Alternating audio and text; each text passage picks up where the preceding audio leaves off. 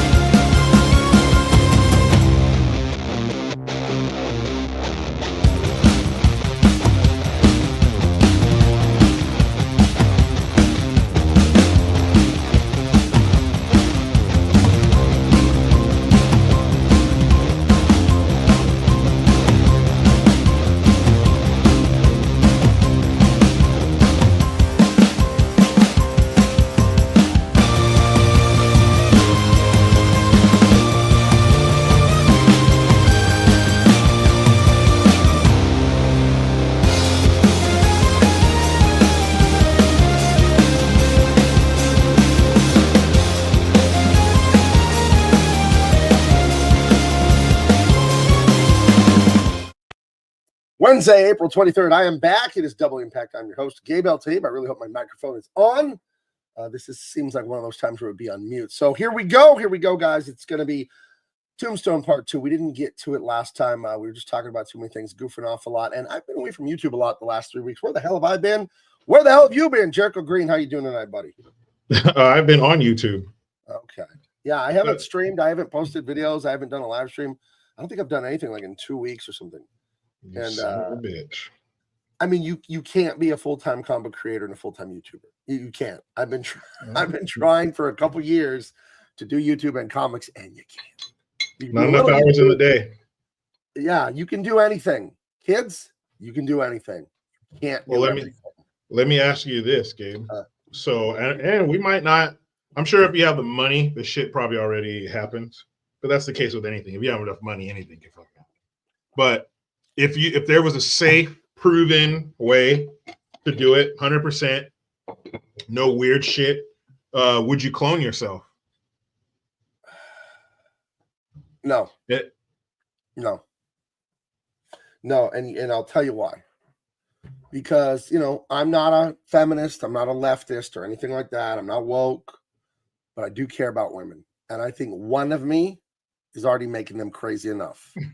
Two of me, they wouldn't get anything done. Well, I mean, but I gotta put them first, and their ability to focus, their ability to pay attention, their ability to stay loyal to their men.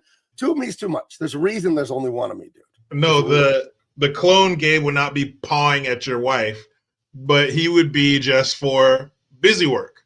He didn't have like your personality and shit like that, but he can perform tasks. Like if you needed him. So if you need to go to learn, he's got the cash register right here. He's got the money maker right there. So, but if you were just saying you can't do two things full time, not enough hours in a day. Like I believe you could do anything, you cannot do everything.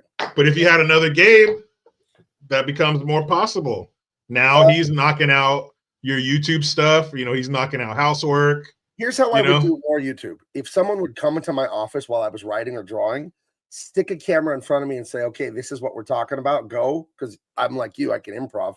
What's the story? Okay, I improv for 10 minutes and then they leave. And that's it. I don't do anything else. They make the thumbnail. They come up with a really good name on the thumbnail, a really good artwork for the thumbnail. They post it. They blah, blah, blah, the Twitter, the YouTube. And you can't, if you want to get comic books written and out on time, you can't do it full time. You just can't. You know, it's not possible. There's not enough Well, time. YouTube needs a real full-throated commitment. Full-throated, by the way. Weird terminology. I didn't come up with it, but I know it means to yell loudly and confidently, but I feel like full-throated is not a phrase we should use nowadays, you know? if it was like a deep-throated commitment, that's something Yeah. else. Oof. That means You know? you told somebody you'd be somewhere and do something. I can't believe I ate the whole thing. You promised. You made a deep-throated commitment. You promised. But no, the reason I haven't been posting anything or being on YouTube much is I was in Las Vegas last Wednesday for the big Friday Night Tights meetup. All our buddies, Gary and Nerdrotic and everybody, all the buddies were there. So I took a quick 2-day jaunt out to Vegas with my wife. That was really nice. I love seeing Vegas, finding new restaurants and all that good stuff. And then I've been doing the word balloons. The lettering is what we call it in the business. The biz. For my sci-fi epic, Imperium, which I've been talking about for quite a long time. And I have great news. Great news, everyone. It's get this fucking shit out of here. Jeez. Why is this thing betraying me? Okay, here we go. It's done. Nice. 120 pages. It's a 128 page book because there's a little bit of back matter and all that. It's done. Here is 120 pages. If you loved Star Wars, the original, if you loved Interstellar, the 2014 Matthew McConaughey science fiction movie, if you loved that, all right. If you loved that, you will love this. It's got heart, it's got thrills, it's got action, it's got gorgeous artwork. It's what you need. It's what you need deep inside. You know that feeling when you're sitting around, you're like, man, I'm bored. I wish there was something on TV or Netflix or a good book to read. Right here. Thank you. Bam. Right Bam. here. It's done, guys. We are going through a few spell checks. I usually go through 5 or 7 rounds of spell check. And I wish I was a better typist. I'm a very good speller, but it's actually like playing a musical instrument. Sometimes I'll type CNA instead of CAN for the word can. Like things like that. Like I know how to spell it, but just my fingers will type something out of order. Thankfully, I have a great team. Lots of people looking at it. And we've never sent out a single typo on any of my independent comics. Dean Cain, Truth Justice, none of it has a single typo. Oh, what is this here? Look at this. We are up to some great eyeballs out there. We're up to a lot of people say I've got the best eyeballs. We need Matthew. Beautiful Martin. eyeballs. Beautiful we need eyeballs. Matthew Martin for the Trump.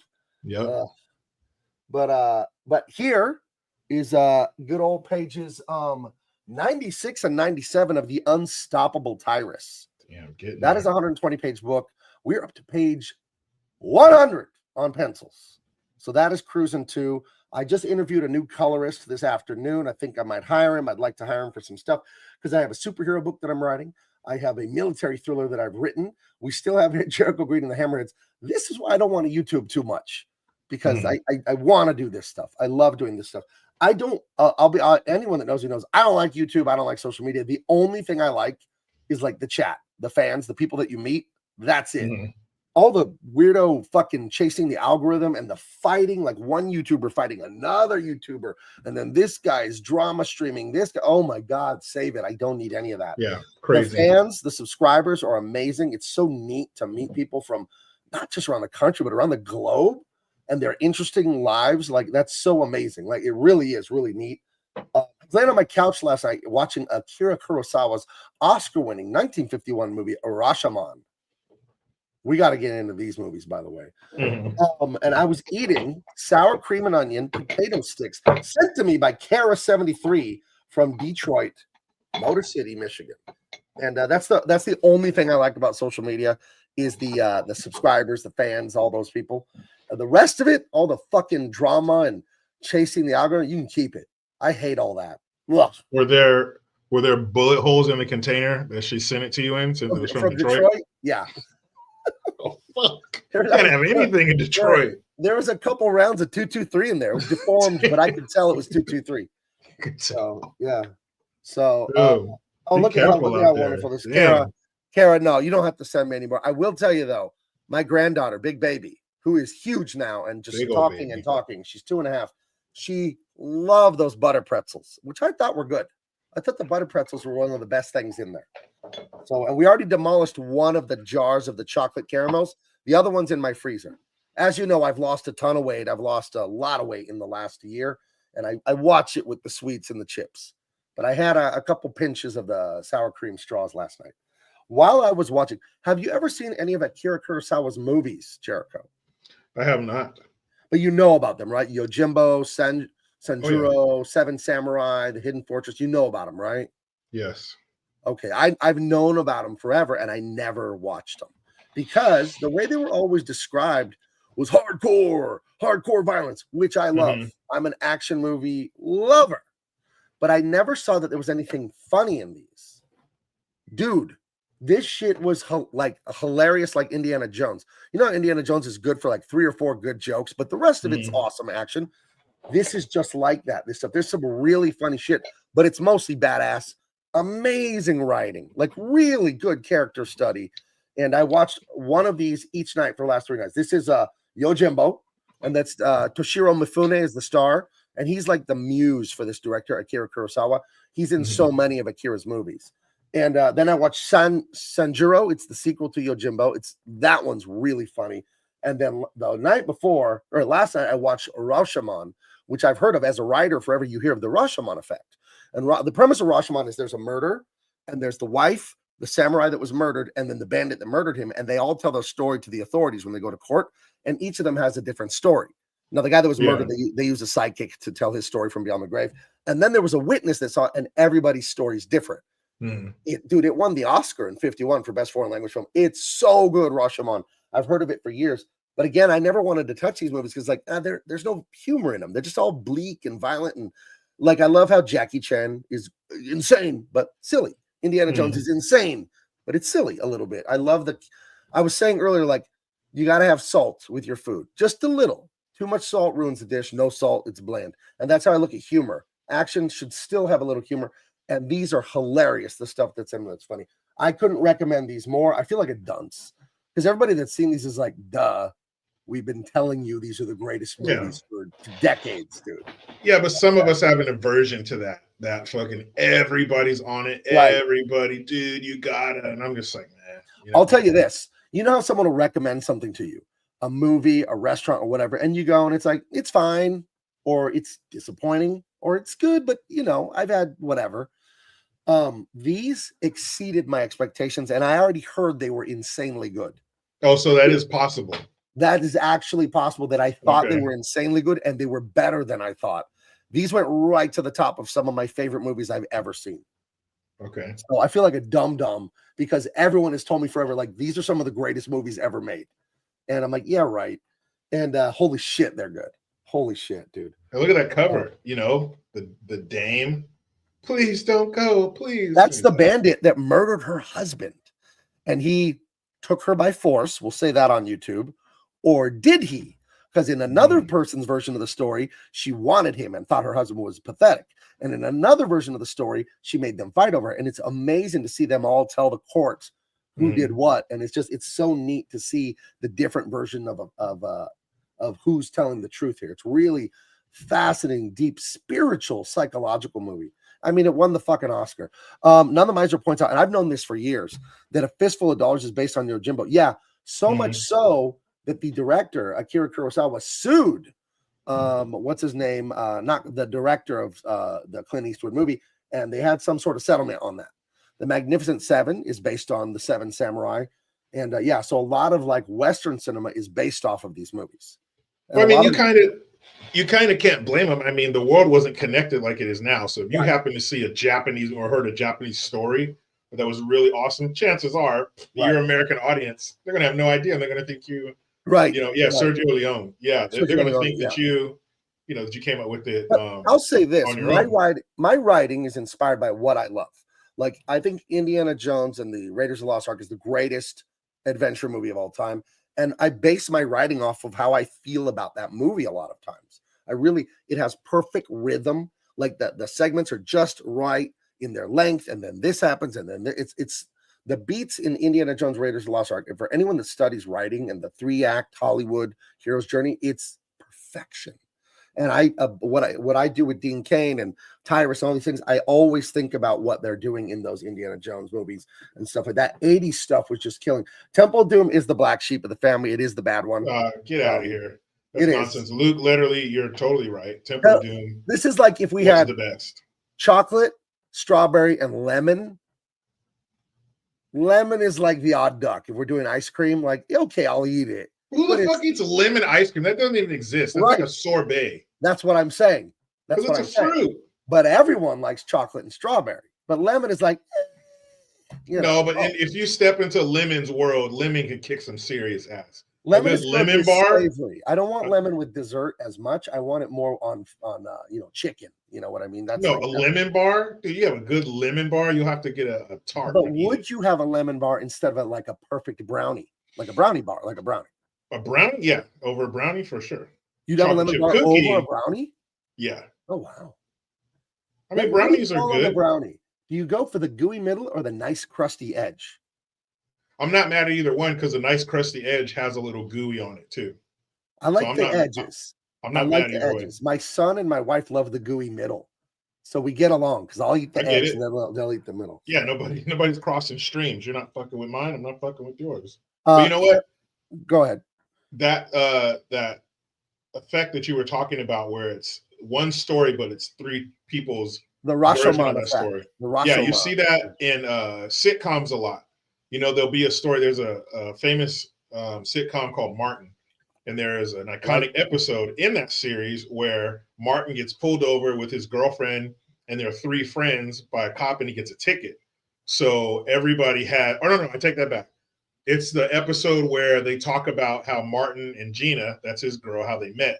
And everybody has a different version of that same night. And one person's version is, more ridiculous than the last. But you see that a lot and it's usually, there's a voiceover to it. The acting is silent. Right. You can't hear them. Right. But they're voiceover, and they're usually saying what, they're doing the voiceover for the other people's mouths, they're lip singing or whatever. So that's I like the voiceover. That's pretty cool. I like that. In comic books, everyone probably knows, even if you don't make comics, you have the thought balloons, the balloons that look like bubbles, It has the bubbles going to the head. That's what they're that they took that out of comics like 20 years ago. Marvel and DC do not do thought balloons because they're insecure hipsters. And they're like, it's too corny. It's too childish to have a thought balloon. Like, no, it's a good narrative, dude. The protagonist, we could sometimes get in his head and hear his thoughts. There's nothing wrong with a thought balloon. So maybe I should add some of those to my books when it's appropriate sometimes. So Carol wants to know, weird question. How would you write a graphic novel when all you can draw are stick figures? Well, what do you mean? I mean, writing it and drawing it are different. What do you get? Do you mean like make one? If you can't draw, you got to hire somebody. I mean, that's it. What other choice do you have? It's like, how do you fix your toilet if you're not a plumber? You call a plumber, right? So you hire someone, and in the art world, you will get exactly what you pay for. You want to be cheap with the artist, you're going to get a bad amateur artist. You're not going to get a good artist for cheap. It's just how it is. So I don't know. It's not fun. Yeah, it's not the answer you want, but it is the truth. And that's what we give you here on Double Impact. The stone cold truth, right? That's right. Uncut. But raw and uncut. Right. But for $3 on Amazon Prime, guys, run, don't walk when this show's over and go rent these. They are subtitled. They're in Japanese. You'll have to read it. But outstanding movies. Outstanding. And there's a bunch. I've only seen 3. This guy directed a zillion movies. So I'm excited. I'm going to watch The Hidden Fortress. I'm going to watch Throne of Blood. And speaking of taking inspiration from other writers, Yojimbo itself, which they ended up suing Sergio Leone for copying it with Clint Eastwood, a fistful of dollars.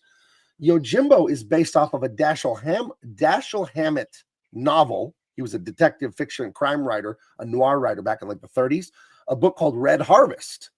So the Japanese director was inspired. He didn't outright copy a book from like the 30s for his movie from the early 60s. So all writing is inspired by what you love. It's why as artists, we do what we do. You see something and it totally turns you on, man. And you're like, I want to do something just like that, and then you get an homage to it. Like people who read the Dean Cain book, it feels like an Indiana Jones, James Bond thing because I love that stuff. That's why it feels that way. Does it copy those stories? No, but it tastes like them. It feels like them. It smells like them because it's supposed to, So I don't have any problem with people being inspired by stuff. Like We don't create anything. We just rearrange it as artists. Everything in your story, you didn't create it. You didn't create samurais. You didn't create people. You didn't create anything. You just arrange it nicely. So I think it's outstanding. So this won an Oscar in 1951. This one did here. The one with the bandit and the lady and the samurai husband that he allegedly killed. You gotta watch to see what really happened. If this being a Japanese film starring Japanese people by a Japanese director, I imagine a Japanese writers and whatnot, then this won an Oscar in 51. Hattie McDaniel won an Oscar in 1939 for Gone with the Wind. She played the maid. So maybe things weren't as racist and racial.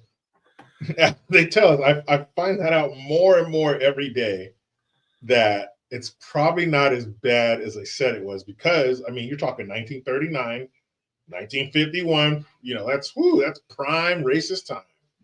And yet a Japanese film won and a Black woman won 11 or 10, 12 years prior. So I don't know. Just want to put that out there. Right. Yeah, it was I'm looking up now. It was the 1952 winner, voted by the Board of Governors as the most outstanding foreign language film released in the United States during 1951. So yeah. So I agree. I concur with you.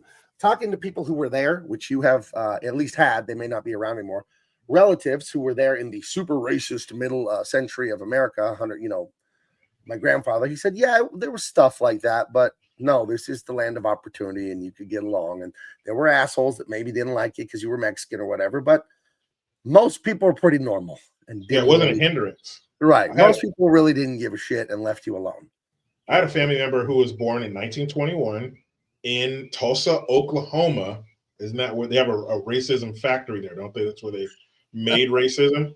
So Tulsa, Oklahoma, 1921, the Depression, served in a segregated army, fought in 2 wars, blah, blah, blah, ended up becoming a business owner, owned multiple houses, yada, yada, yada. And one thing that he never talked about, he never had any stories of overt racism. He never had any, hey, boy. There were no stories like that. He had stories of people being dicks or whatever, but it was just because they were a dick. Wait, are you telling me that everyone who ever lives and has ever lived and ever will live can expect to run into an asshole occasionally? Yes. So the only solution to that is to destroy society completely and start over. Yeah, shake the Etch-a-Sketch. That's the only solution to there being an occasional dickwad in your life. But he had I mean, to old people, they tell 1,000 stories, and none of his stories were ever about racism. I'm sure he didn't forget, because he was telling us stories from shit way back in the 30s and late 20s and the 40s during the war. So I'm sure he didn't forget. So why would somebody who is living at the height, like if racism was an oven, you're like broiled, right? It's unbearable in the South. The American ethos, we don't care. Like in general, for a long time now, we don't care what race anyone is. Some people do. They're weird. They're hung up on it. They are a small minority, and they have been a small minority for decades and decades and decades. No, mostly white, black, no, like people do not give a shit, dude. Just don't care. They just don't care. It's so not interesting. It's so not interesting. I didn't see you go, ooh, Jericho's black. I'll be his friend because he's black. Like, it just doesn't matter to me. I just don't even care. I do like hitting you with a Kwanzaa joke once in a while because I know it irritates you. I do like that. Ask you how your Kwanzaa was, Jericho. Kwanzaa segment. Did you feel, dude? Are you excited for Juneteenth? I am. You see my house; it's all decorated. So how do you decorate for Juneteenth? I got some really racist things going through my head right now. I'm not going to say it. No, and I decorate. I can't wait, so I do it early. I'm like the people who put their Christmas tree up day after Thanksgiving. What do you leave out? Like you leave out something for Santa Claus overnight. What do you leave out on the night before Juneteenth? a blunt. That's what I leave out there. Fucking ridiculous. Oh man. And that was started by a guy who went to prison for kidnapping and sexual assault. Oh, sounds like a great guy. Sounds like a great guy. Sounds like somebody whose religion I want to join. Oh yeah, absolutely. Wait, Kwanzaa's religious? It was just nonsense from the university or something. I think there's a religious element to it because there's No like idea. commandments and sayings and all this kind of bullshit. I have a friend who celebrates it. It's pretty funny, and I let him know every time. You know what I think is really funny? As a Mexican, part Mexican, I'm less than half. As someone who's of Mexican heritage, but fully American, and I live 20 miles from Mexico, and I go down there to eat tacos occasionally. You know that Cinco de Mayo is an American thing. Yeah, this is in September. They have no idea what we're talking about, Cinco de Mayo down there. They have no idea. So Cinco de Mayo. And I love it every year seeing the meme where it's a sink and somebody throw a jar of mayonnaise in it. That's a good one. So even though I'm 74 years late to the party or whatever it is, check out Akira Kurosawa's films. They are not bad at all. They are outstanding movies. Jeez, they're good. So that's one thing I was telling my wife that I love about not having watched many movies at all growing up. I get to watch them all now, but I get to like have decades of people evaluating, saying, no, this is a classic, watch this. I don't have to watch a bunch of shit to weed through it to get the good ones. I just waited for everybody to watch movies for the last 50 years and go, what was good? Okay, I'll watch that. You know? Well, I think I played the long game. I played the long game. But you did sacrifice. You did miss out. It was a trade-off. Because some of the movies... There are some I can't watch now because I'm an adult, like Monster Squad. Yeah. Because I guarantee you I would have loved that when it came out when I was 8. And I fucking hated it now. I thought it sucked. It's such an amazing movie. But when you're 8, my eyes might have flown out of my head watching that when I was 8. It was amazing. Seeing kids do grown-up stuff was always cool as a kid. You know, there's a scene where a kid was driving or some shit. That was always awesome. Check this out. Speaking of Monster Squad, here's a page from the Unstoppable Tyrus. This is 98, 99, I believe. A coffin open and a vampire flying away. Gargoyles coming off castles. Mummies and like Anubis kind of people coming out of the museum. A Sasquatch. What is going on in the Unstoppable Tyrus? Why are all these sort of cryptids coming to life? Oh, would you look at this werewolf here? This owl guy and elf archer. What is going on in this book? You're going to freaking love this. Not the creature from the Black Lagoon. This is the animal from the Blue Lagoon. Not the creature from the Black Lagoon. But this is fantastic. I'm really excited about this book. Having a blast doing the illustration work with my buddy Akion on this. So we've got so much more coming. But that is why I just kind of made the choice at the beginning of the month. Like, listen, I can be a YouTuber. I could be a full-time comic book guide. It got to be too much. And the other thing I was talking about to you about this privately, Jericho, is chasing the algorithm. Because I know how to get views on YouTube. You be mean and argumentative. Right? You insult someone, say they're a moron for doing this woke shithead. And I might actually think that, but I really don't want to make that video as badly as like, do I really need to make this video? Do I need to be the 8,000th person saying the Snow White actress is a jerk? Do I? Is that what I need to do with my time? I don't know. I don't know if that's important for me to be doing. It doesn't feel important.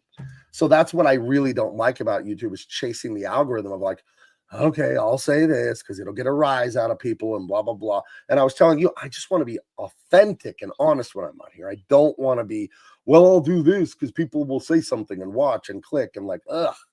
That just, it feels weird and phony to me. So you definitely have to stick to your authenticity. And there will be stories that you definitely want to comment on. Right. But you're not doing it because it's popular. You're doing it because, it strikes a chord within you. And you're like, I want to say something about that. I want to give my opinion. Here's what I think. As long as you stick to being authentic, you'll always be successful because people can smell fake. Oh yeah. Nothing worse than being fake and, not being authentic. So no, that's kryptonite for sure. Remdog says Kurosawa's interpretations of Shakespeare are amazing. I only know about his one Throne of Blood is Macbeth from Shakespeare. He has other Shakespeare ones that he translated into Japanese. That's cool to see. I remember that our boy Denzel was in Hamlet recently or something like that. No, Gladiator 2. Well, he was in Gladiator, but like 2-3 years ago, he was in an adaptation of Macbeth or Hamlet or something like that. Some Shakespearean European thing. He was in there. So that's interesting. Did Mel Gibson do a Hamlet? I think he did. In the 90s, I think he did. I like this, though, what Remdog's brought up here. If you're going to not be a white European, then to not take me out of the story, then I think Denzel do Macbeth, do Hamlet, do all the great stories, but set them in like the country where your people are from, Now, I know he's from America, but you know what I mean. Like Kurosawa's Japanese, so he just turns it into Japanese cities and Japanese people. And then that way, when I'm watching, I'm like, hey, there were no black people ruling castles in Europe 700 years ago. That doesn't make sense. That doesn't, like, are we going to have a guy in a sombrero ruling an English castle 500 years ago? Like, that would take me out of the story. Yeah. You can take the story and put it in the Amazon or put it in China and just change all the names and places, but keep the core beats of the story. No, you got to have a black king of England. I like the woman king. Like, the woman king, that's one of the great ones. Then all the white people are bowing down to the black king, and nobody has a problem with it. We're just totally cool. England, black king. I don't know. It's all a bunch of nonsense. So anyway, great things are happening at Big Man Comics. Thank you guys all so much for what you've done to help me go along here, make these fun stories, work on them day and night. I'll show you real quick what I was working on today. Since appearing is done, I realized one thing I didn't do. See, when you're the boss, see, the primo job in comics is drawing a cover, right? That's the show off. That's the quarterback, right? The quarterback's the big position in football. So the primo job is getting to draw covers. Well, when you own the company, you can decide, I'm going to draw a cover. So what I've been working on yesterday, today, you kind of see it here, is my cover for Empyrean. Now, I draw them in blue so I can ink them with black ink, and then I don't have to go in and erase it. Because if you draw it with a black, a gray regular pencil, then you have to erase the gray pencil after the black ink. But the problem with that is the eraser eats up some of the ink. And then you have to go and re-ink little like eyelashes and hair. You have to redo shit you already did. So the solution is to draw it with the blue pencil and then ink it in black. And then the scanner, when you scan it into your computer, it will not pick up this blue. And if it does pick it up, you could pop it out and Photoshop the blue. So there's going to be a big, nasty robot bad guy here. And then two good guys are running down here shooting guns. I already got it. I laid it out earlier, but this is the final pencil drawing here. I love that face. My favorite thing to draw is beautiful women. And I've been told I draw hair very well. I love drawing hair. I learned how to draw hair from Kevin McGuire. He's a 40-something year veteran of comic books. And I didn't learn from him personally, like one-on-one, but he had a tutorial in a comic book magazine of how he approached hair and how he thought about it. And like in 97 or something, I saw it in Wizard magazine. And it just stuck with me, his concept of how to draw hair. So I loved it. And I really like drawing women. That's like my favorite thing to draw for obvious reasons. Oh, yeah. So there you go. Oh, yeah. Hell yeah. I like to draw tits. I've been told I draw bosomy ladies. Sometimes I have to back it off a little bit because I'll draw it and it looks great to me, and then I'll step back and go, a little big. It's a little distracting. The whole page, just her head, barely top of her head sticking out over some big old fucking balloons over here. I don't know, dude. Show me those before you shrink them down. I'll let you know. You ever see, I was somewhere with my wife. I have no idea where. I don't know if I was in Vegas or Hollywood, where you see weird people sometimes. And I actually saw in real life one of those ladies that gets the basketball boob implant. You know what I mean? Like, yeah. Like the cartoon boob. Me and my wife saw this lady in real life. And I'm like, I don't know why. It's cartoonish. What are you supposed to do? I don't know. It seems a little nuts to me. What do you do with all that? So there's somebody out there who's there's guy. Look at what's his name? Bezos. Look at his fiance. She's like a Botox, ballooned. She is. Some dudes love that shit. Yeah, but she's an astronaut. Her and Katy Perry. So that's why I said it. That's why I said it with so much respect in my voice. Is because I'm talking about someone who's been to space. Have you been to space? No. So Charlie Stevenson asked if those fake bazungas said Acme on them. If you look under the bottom. Yeah, that is a way that Wile E. Coyote would die too and get crushed by giant fake boobs. Or they explode. What a jackass he is. He's always destroying himself, Wile E. Coyote. Dude, Wile E. Coyote is hilarious, man. He never learns. Never. How many times is he going to pour that pile of seeds underneath that anvil? And then he comes by, eats all the seeds. Wile E. Coyote goes to check the trap, and it falls right on him. I love it, man. How many times is he going to run off the edge of the cliff and then stand there and then look at the camera and then look down and then he falls? I like how gravity doesn't work on him until he realizes there's no gravity. That's right. Just like it doesn't hurt until you look at the cut. And you're like, oh, man, this shit hurts. Right. And then you always get that smacking sound at the end when he finally hits the ground. It's even better when he does it and he holds up the sign. He holds up the little sign that says, yipe. And then he goes, I remember as a kid, the first time I saw Roadrunner here in California in real life, I was so disappointed. Yeah, not the same. They look nothing like, and why would it look like the cartoon character? But they don't look like it at all. They're not even blue. They don't say long neck. They don't say big yellow feet. Right. Yeah, none of that, dude. Like Fuck you, nothing. nature. Get Yeah, your it shit doesn't together. even resemble it, you know. Because they probably looked at a real one and like, this looks fucking stupid. We got to spruce this thing up. But and how many times, dude? How many times is he gonna fucking saw the branch and then the tree falls, not the branch where the other character's standing? Well, they just they'll paint like a train tunnel on a cliff. Yes. And he'll either run into the tunnel or they'll paint it on and then a real train will come out of it somehow. It's like a portal. That's right. You're right. Yeah. Fucking Wile E. Coyote. Poor guy. Does anything go his way? Like, can he get the girl? Does he get money? Does anything go Wile E. Coyote's way? Or is he just living in like a studio apartment and his ex-wife is taking all his paycheck and he never sees his kids? Because his kids are always with Randy, and Randy took us to Disneyland, and Randy got me a Transformer, and Randy. That's right. No, he definitely lives a ladder. And he never, I think, and there were some episodes where he went over, remember, he was trying to get one of the sheep. And then that big sheepdog whose hair grew over his eyes, you can still see, would always be fucking him up too. So, you know, how many times is he going to shoot a bow and arrow, and instead of the arrow going, he gets shot somehow, like the arrow, and the bow and arrow just stay there. Oh, poor guy. Just isn't his day, man. It's not Wiley, it's Wile E. It's Wile E. Coyote. Dicks out there. It's Wile E. Coyote. Hey, Michael Coulter, it looks like you have half a comment here. What do we got? She looks like Anna, that Star Wars girl, by the way. She's just like you, Gabe, but she's a painter. Oh, you're saying my drawing, the cover I showed you guys? Yeah, I thought it looks a little like Anna. I guess I could see that. I know Anna. I helped Anna. She sent me her. She does like cosplay, not bikini posters, but cosplay, you know, kind of, you know, good looking posters. And she's a big YouTuber for pop culture stuff. And she was having trouble with something with color. This is like 3 years ago. And she sent it to me and I went into Photoshop and I fixed it up for her.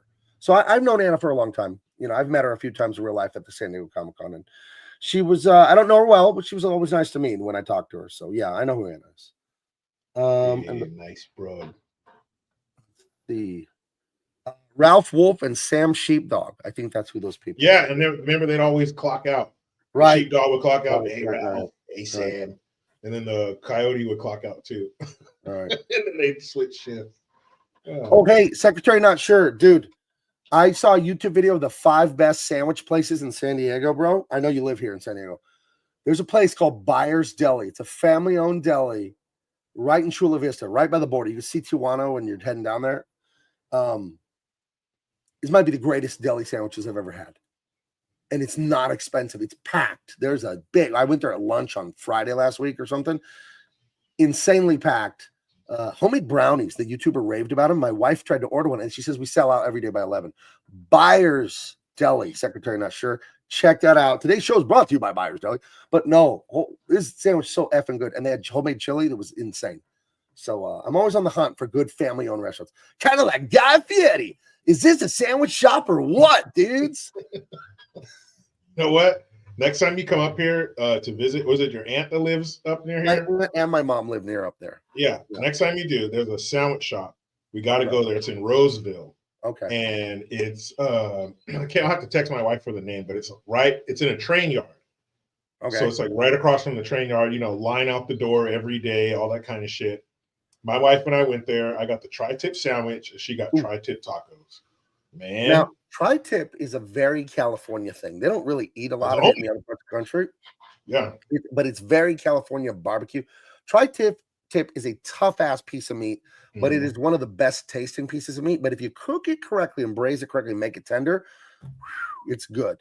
But it's easy to make it like leather because it's not full of fat and connective tissue. But it has one of the pieces on the cow with the most intense beef flavor, and I mean that in a good way. And tri-tip, I had to warm up to it because I ate it at first a few times because it's all over California at restaurants, and it was tough most of the time I got it. Like, this sucks. Like, it tastes delicious, but you're chewing for like a minute sometimes. So, but tri-tip, delish. Yeah, if you get it right, and they had thin slices. Right. You could see the pink smoke ring on it. It was tender. Hey, when I see the pink, I'm ready. Oh man, it was so good. Yeah, Yeah. I've roasted tri-tip before. I've done it, on a smoker, on the grill. Oh, so delicious. Yeah. What about that? It was like not a gas station, but it was like a convenience store, but they did the sandwiches and the cake. You sent me and my wife to up there, and Oh, Companions, one of the greatest sandwiches I've ever had. right? I just got like a regular old, I think a corned beef or something. I think I got like a Reuben. Ridiculous. Yeah. It was so good. And I didn't finish it either. This fucking sandwich is the size of a library book. Yeah, that's a half. You go whole sandwich or half. The half sandwich you could split in half, Right, and make a whole sandwich. Mine is the number 27. That's the chicken breast with bacon, avocado, blah blah, whatever you want. And then the cakes that they have there are. I saw the cake, but there's no way I wasn't gonna have that too, because I think that was the day we went to Great Awakenings and had a big breakfast. First Awakenings, or what? I always call it Great Awakenings. I don't know why. because it's great food. And then we were going out to dinner. We went to that family-owned Italian place right there on that street with all the restaurants. What is that street? Like Alvarado or Alvarado. And it was Rosini. Rosine's. Oh, yeah, that's been on Triple D. Damn, is this an Italian joint or what, dude? Or what? So good. Yeah, Rosine's is the shit. Look at this here. Lucas Letterty's having a very interesting dinner. He's having slow smoked pito. Ooh, well, if you're gonna eat a pito, hey, that's the way to have it. If you're gonna have it, you want it falling apart for sure. The Lumpy's #2 platter is better. Oh, so let me get that right. You wanted a #2 that comes with the tri-tip. Tri-tip. Yeah, but instead of fries, can I get the onion rings with that? Hold on. No, you wanted manager. Hold on, sir. You can't do that. That kid, he's new. He's not. You can't switch your orders like that. Like substituting onion rings. Right. I like the kid calling the manager by his first name. Daryl, can we switch out sweet potato fries for onion rings? He says I can't. I just have to find the icon on the screen. Poor kid. I worked at Pizza Hut in high school. What fast food did you work at? Because I'm sure you did. McDonald's. Mickey D's. You told me that you and some of your buddies had a little hippie lettuce one time. Yeah, my cohort. You forgot to put the meat in a bunch of burgers one time. Look, Gabe, this isn't a food show. It's not officially a food show, but we do talk about food a lot. But I will say you don't have to be an expert to know that patties belong in cheeseburgers. I told you the time I bought like 20 cheeseburgers for me and my basketball buddies. I was the only one that had any money, and I didn't have any when I was 18, but I was the only one that had like $10. And you could get like a cheeseburger at McDonald's for like 60 cents, like in 1996. So I just went in there and ordered like 15 or 20 cheeseburgers. There was like 5 of us. We're each going to eat like 4 of these things. And we get a tray of 20 cheeseburgers, and we're starting. And in the 90s, you'd play basketball for 3 hours. That's what you just did. You just played it forever with dudes. You run to 11, then you sit out. If you win, you stay on the court. And we weren't bad. We would play, we'd play a lot in those 3 hours. We weren't watching. Starving, 20 burgers.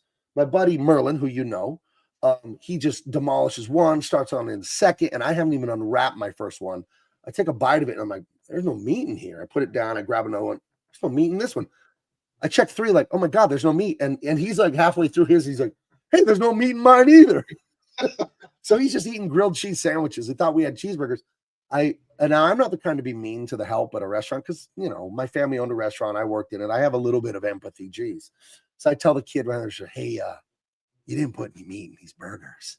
And the manager like over here. So he's all, Brian, like this had happened before or something. He just yells at him. He's like, I'm sorry. Brian, you so bad. Up, man. Damn it. You got Brian fired. Oh. They should have gave you 20 pieces of meat. Thank you very much. None of the miser calls weed jazz cabbage. Hey, man. Hey, man. Chrome, Tyrus is coming here July 7th. Michael Zoom. Go. I've been to Tyrus's live show 3 or 4 times. Hilarious. He improvs too. He has like set stuff I've seen him do repeatedly, but he goes like an hour and a half. It's almost a 2-hour show. There's an opening act. It's usually like his wife. He had another comedian once. When he came here to San Diego the last time I saw him, he had a guy sing like 2 songs and do some jokes and stuff. And then Tyrus went up for like an hour and a half. And a lot of it is current events, like what was on the news yesterday. And he's just improvising. He's hilarious. If you can afford it, and I don't think the tickets were that much. I don't remember what they were. Go. It's a great night. Take your wife, girlfriend. Take your wife and your girlfriend, dude. You know, make it a you know. That'd be an interesting ride to and from. Make it a night to remember. Do like a Three's Company thing where you buy 2 seats for you and your wife and 2 seats for you and your girlfriend, and you have to keep going between the seats and keep lying about where you're going. And then eventually you get caught, and then everything stops, and then the light's on you, and everyone in the audience, including Tyrus, is looking at you, and you explain the whole situation, and then you live happily ever after. It's right. You learn a lesson. You learn a lesson. And the way you get caught is you go to one of them and you're not looking, and you just put your arm around and go, oh, hey, Sheila. And she looks at you, I'm not Sheila. And then you told me you weren't talking to Sheila anymore. Yeah, and then the commotion gets the attention of the other girl across the way, and it all falls down. But by the end of the episode, at 22 minutes, you learn a lesson. Right. Everybody moves on. So take your wife and your girlfriend and hop between seats. That's right. It only take 22 minutes. All over. I'm waiting for my wife to say something in the chat. Well, she will. If she's watching. Antonio 707 worked at a minor league baseball park. The Crushers barbecued hundreds of us. Dude, how did you not eat half of it? Yeah, how'd you not crush that? You stand in front of that and just not eat like 5 sandwiches a day. Yeah, just slice off, dude. Eating pieces of sliced, right? Freshly cooked tri-tip. Another one. Whoops, dude. That's the 8th tri-tip you dropped on the ground. Right. Knock this shit off. Yeah. Man. Tri-tip is wonderful. I do miss those 29-cent hamburger and 39-cent cheeseburgers from McDonald's. But yeah, they would do a special. Yeah, that's when I worked there. 50s, you know. It was 29-cent cheeseburgers or hamburgers on Wednesday and 39-cent cheeseburgers on Sunday. Right. And do you remember 99-cent Big Macs? I think it was 99-cent Big Macs on like Monday. 99-cent Whoppers. Imagine getting a Whopper for 99 cents. Insane. That's how it was. Crazy. Now you go in a burger is like $7-8, something like that. So. Yeah, just for the burger. Like, what the fuck is going on here? The meal would be $2.99 back in the day. And Tony says he didn't get to eat all the barbecue because the owner's wife was a Karen. Well, there you go. Dick. So, okay. Well, I've worked at restaurants, I've worked catering, and I did get to enjoy. My dad, who is an Arab man, his best friend is a Jew. If they can do it, come on, people. Come on. There's got to be hope. But he's been no excuse. And he's done catering for the better part of 30 years for this Jewish guy who's very wealthy. And they'll do like the bar mitzvah, you know, when the boy turns 12, or the bat mitzvah where the girl turns 12 or whatever. And there'll be 600 people there. There'll be 1,000 people there at a big hotel ballroom. Yeah. And my dad will hire a bunch of chefs and like just kitchen help. And that's code for a lot of Mexican people in Denver and where he lives. And you'll start cooking. When I went with my dad to do it, we'll start cooking at, you know, like 6 a.m. and dinner's not till 6 p.m. But we just start prepping and doing all this stuff. And even the day before, they'll prep a bunch of vegetables and do things. But it's kind of amazing to cook gourmet food at scale like that. It's really, I've done it. And being a guy that worked football and a guy that worked construction, like those tough, sweaty things I did in my past, I loved it. I loved doing catering with my dad. And it really hurt my feelings. And he was coming from a good place, but he quit letting me do it with him. I did it in high school and I did it a little bit in college. And then around 2004, I became an artist full-time. I was a part-time artist since about 2000, 2001, but I full-time became an illustrator in the year 2004. That's when I never had another job besides this. And he wouldn't let me do it with him anymore. And I just want to do it to spend time with him or whatever, be with my dad, do what he does. And he says, no, you can't go. So I don't want you cooking. I told all my friends you're a professional artist and this and that. So he was like embarrassed of it or whatever. And I felt like, you're a cook, Dad. I'm not embarrassed of you. Yeah. It's not embarrassing, but, you know, he's a foreigner and the foreigners want their kids to be high status, blah, blah, blah. And like, I don't look down on cooking. I have fun doing it. I love cooking. So, yeah. So we didn't do it anymore. He wouldn't let me go. So, cooking's awesome. I love it. Best part of cooking is eating. Oh, yeah. And you have a certain level of control over people with your food. You know, your food can, if you're doing it right, your food can silence a room. It's just, you know, forks on plates and yeah, man, it's cooking's awesome. You know, my wife is the number one wife. She's just whatever I need, whatever I want, total support. There's that. Cooks for me every day, 3 meals. I rolled over in bed the other day and said, man, you know, it'd be good if we went to the Broken Yolk. That's a San Diego famous breakfast place. I said, we got that biscuits and gravy. I just said I was thinking about going there and getting it. Whatever. I go in the kitchen half an hour later. There's homemade biscuits, homemade gravy. And we didn't have any more sausage, but she chopped up some ham and this and that. I just mentioned. And then homemade Southern biscuits and gravy was in the kitchen. Hey, that's all you have to do. Hey. To somebody who's paying attention. That's right. All you have to do is mention it, you know. I do that with my wife. She'll mention something that she wants or something that she wants done. I'll do it for her. It's easy. All right. You know, it's easy. Old Renaissance boomer. This might be above my pay grade as far as how much younger I am than you. I'm 46. If you're a boomer, I'm assuming you're like 60 or a little older. Does anyone remember when McDonald's did the promo? Say everything on a Big Mac in under 7 seconds to win a free Big Mac coupon. I don't remember. I don't know if I was alive for that, but I do remember, you know, 3 patties, sesame seeds, special sauce. 2 all beef patties, sauce, pickles, onions, lettuce, cheese on a sesame bun. Something like that. Some shit like that. You can say that in under 7 seconds pretty easily. Hold on. Let me go Google what is the Big Mac slogan. 2 all beef patty, special sauce, lettuce, cheese, pickles, onions on a sesame seed bun. Yeah, you can say that in under 7 seconds easy. Easy. Yeah. Well, Big Mac slogans in your mouth. Kara73, for the best burger and fries that I had, it was Fuddruckers in downtown Denver. That's where I was. There's a Fuddruckers in San Diego in Mira Mesa. That's right by Top Gun, right by the Marine Corps Air Station.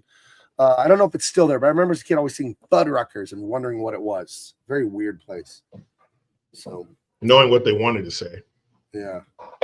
Yeah, it's a bizarre name. Sir, you can't call it Rudfuckers. No. What? Fuddruckers. The hell I can't. Last time I checked, this is America, not communist China.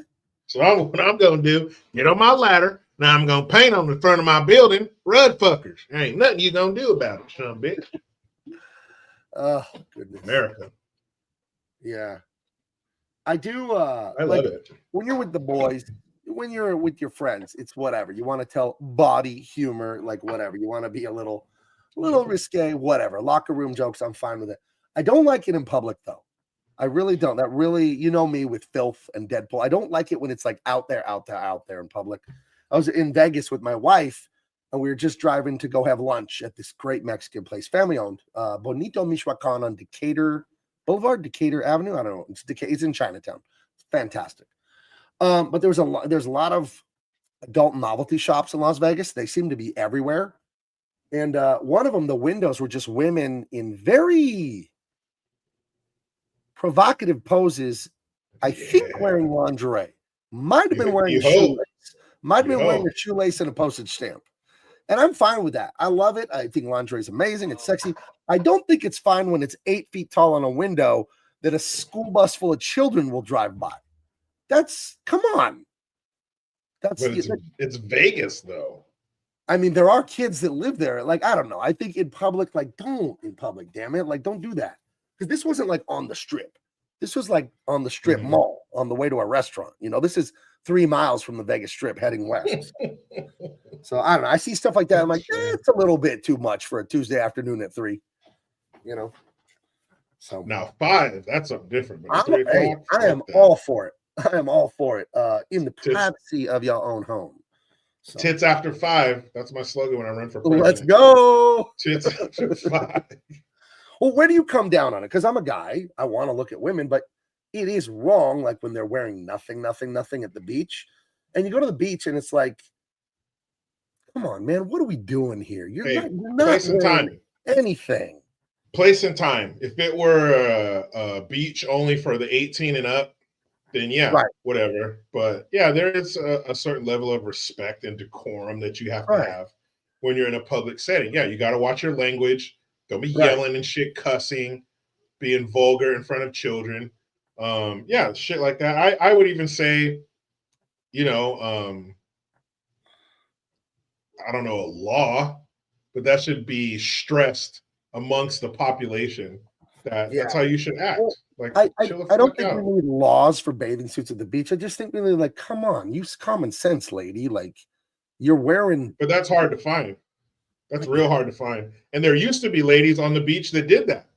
They were decency monitors, and they'd go around and check bathing suits and shit like that to make sure, you know, these ahuas didn't have their labia hanging out. Right. Yeah, it's a little much. Leave something to the imagination. You know what I mean? Man, leave something. To I'm willing to start a fucking pajama pants squad right now that goes around fucking hitting people in the back of their legs, Tanya Harding style, if I catch your filthy ass in public wearing pajama pants. That is disgusting. Yeah. Put some I would rather someone on. had the skimpy swimsuit, as distasteful as it can be, especially with kids at the beach. I would rather they wear that than the Cookie Monster pajama pants. When I see an adult or anyone, not even adult, kids, adults, whatever, in their PJ pants, if you are over 4 years old and you're wearing PJs out of the house, I want to call the cops. Yep. It is so filthy and gross. I agree. You look if like you're not, stink. If you're a kid wearing pajamas in public, your mom better be standing in line at CVS getting medicine for you because it's 10 o'clock at night and you can't go to sleep because you have a fever. It better be some shit like that. Other than that, you put some fucking clothes on when you come outside. Right. And they have yoga pants now that simulate the butthole. Like it's all puckered. It's all puckered up in the back. I've seen like it's that. A butthole. It's like a three-dimensional Einstein space-time continuum warp, like going in the crack. You can't simulate a butthole with your clothing design. I'm just trying to buy avocados at the grocery store. I don't need to see this all day. I don't need to see your fucking chocolate starfish. We were not. I'm just trying to get some fucking some organic Brussels sprouts, and I can see your stinker basically. Michael Coulter, this is great. He says, I'm picking up cooking, and so far I've been able to make things like homemade buffalo chicken strips. By the way, I season my flour, paprika, cayenne, pepper, garlic powder, and black pepper. That's outstanding. I'm going to change your life right here. I don't know how much you know about cooking or not. Take those chicken strips or whatever you're doing the day before. Get a glass dish. Try not to use plastic, Ziploc, all that. Plastic isn't good for your health. So if you could use a glass dish, use it. If you have plastic bags, whatever, use them. Pickle juice or buttermilk or both. Get some serious acid, lemon juice, buttermilk, pickle juice. Pour it on those chicken strips and put some, it already has salt, pickle juice. Leave it overnight. Through the osmosis, what's going to happen with that salt being in the solution? It has to have salt in it, the thing you put in there. The salt's going to penetrate the meat. And when there's a high concentration of salt, it's going to bring in more water. And that way you keep a dry piece of meat like a chicken breast or a chicken strip that can dry out. It's going to be so juicy and flavorful, and it won't just full on taste like pickles or buttermilk. It'll just be nice and tangy. But if you want the juiciest meat possible, marinate it with salt and acid. That's what a brine is. Brine your turkey.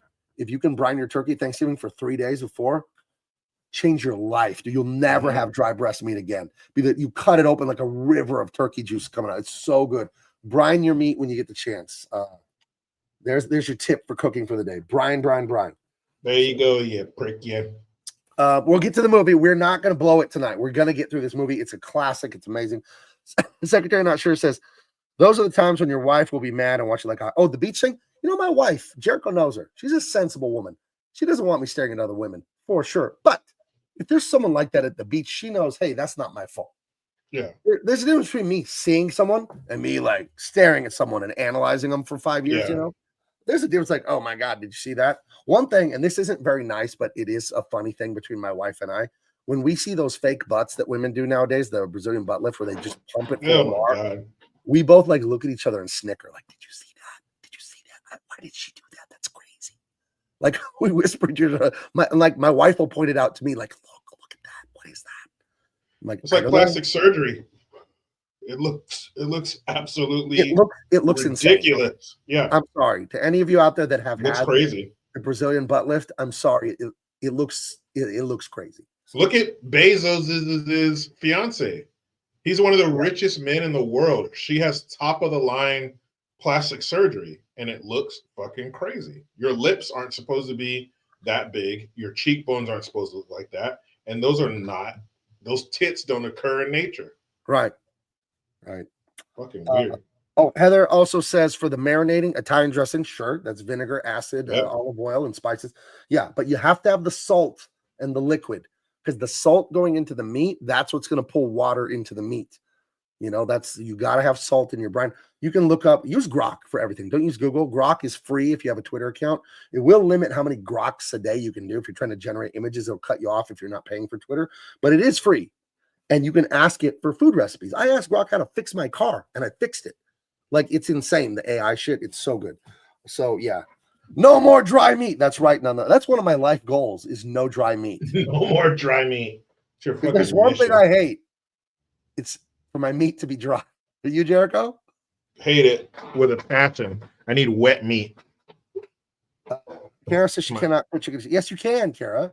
Brine it. Look up how to make a brine. A brine is like salt, sugar, spices, and some acid. You boil it, but then you cool it all the way off till it's cold. You can put ice cubes in it or whatever because you don't want to cook the meat. You get the brine cold again after you boil it to disintegrate all the salt and everything. And then when it's really cold, you put it in a big container with your chicken or beef or whatever, and you put that in the fridge for like 3 days.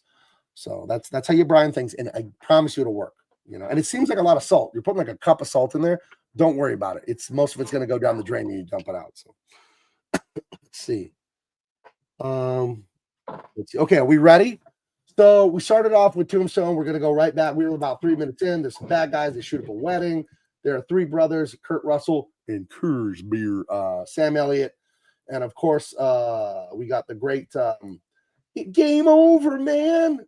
He passed away like 2 years ago. What is his name?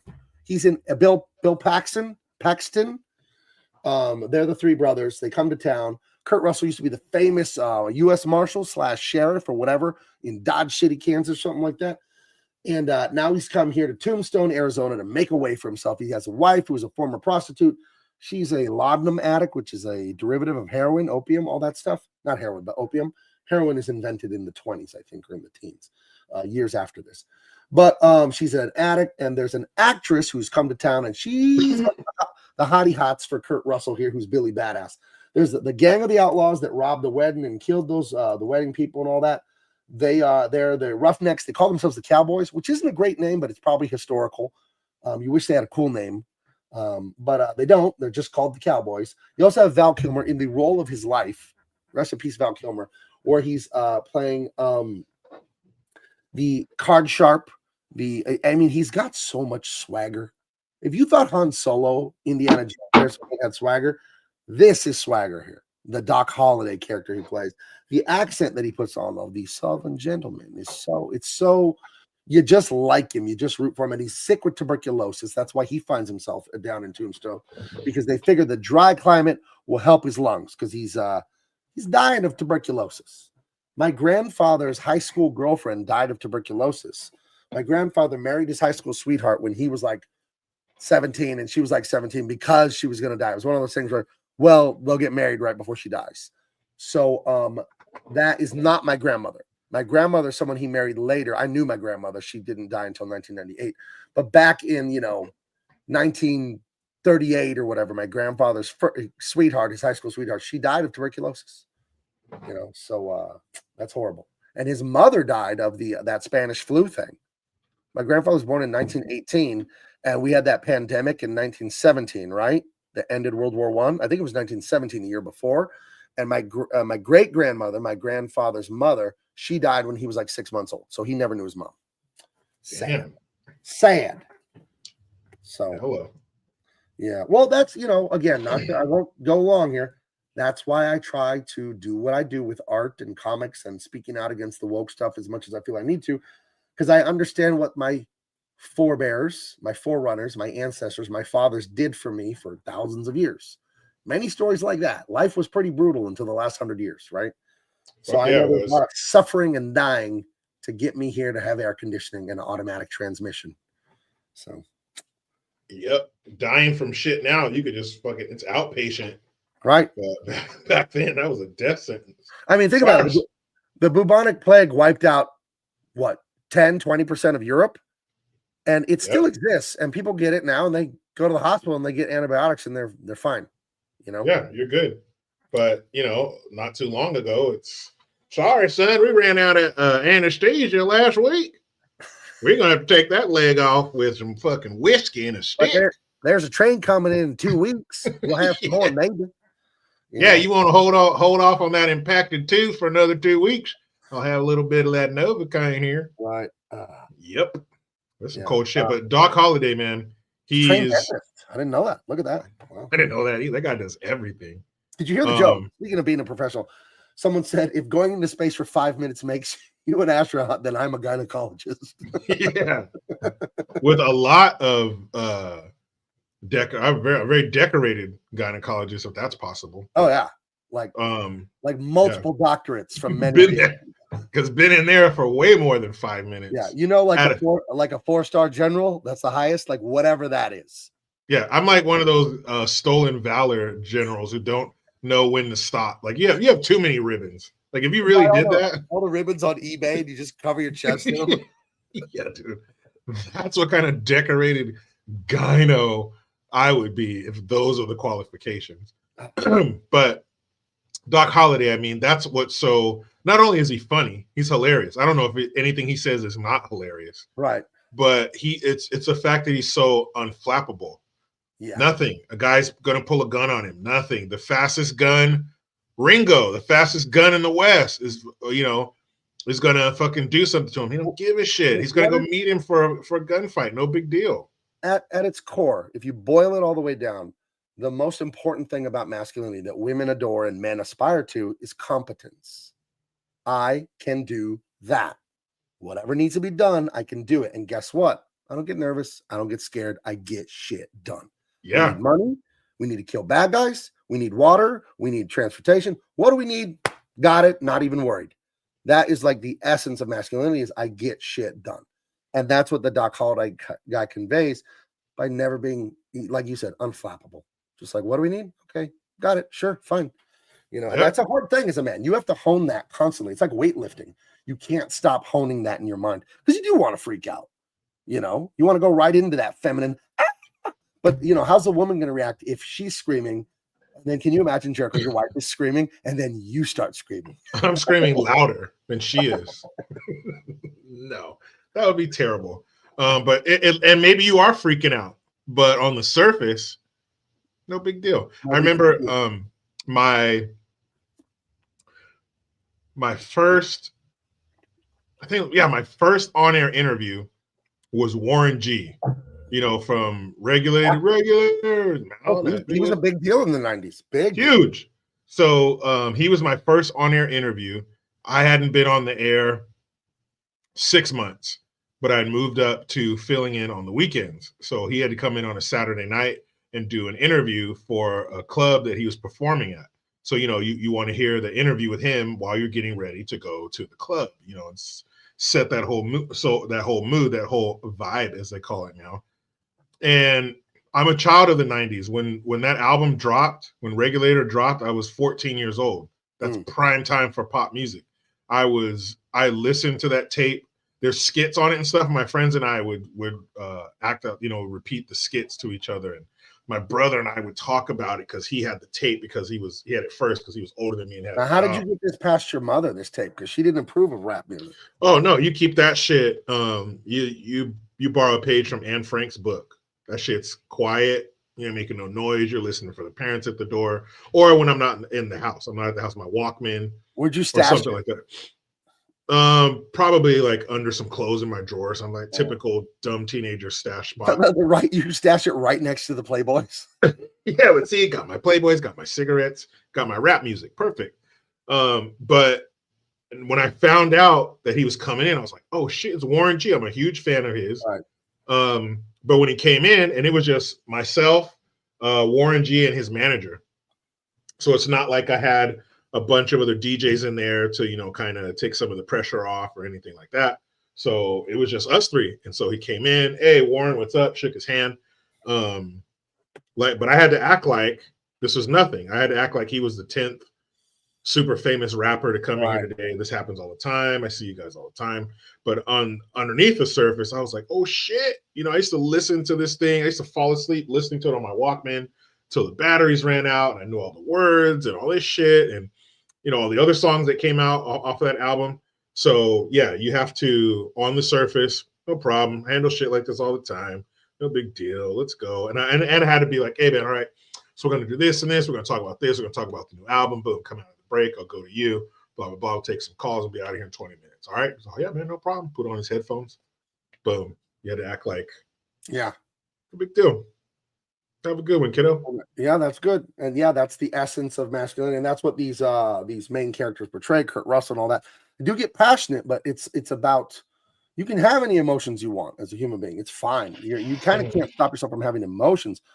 But the line of demarcation, what is so important to be a man, to be an adult, is I don't have to listen to my emotions. I don't have to do what they say if what they tell me is stupid and destructive and evil. I can get as fucking mad as I want. It doesn't mean I then punch out the waiter at the restaurant. Like, I'm not an animal, So that's what these guys displayed. Doc Holliday displays it. Even Kurt Russell does it well because he gets furious in this one, but he restrains himself and does it the right way. He takes care of justice the right way.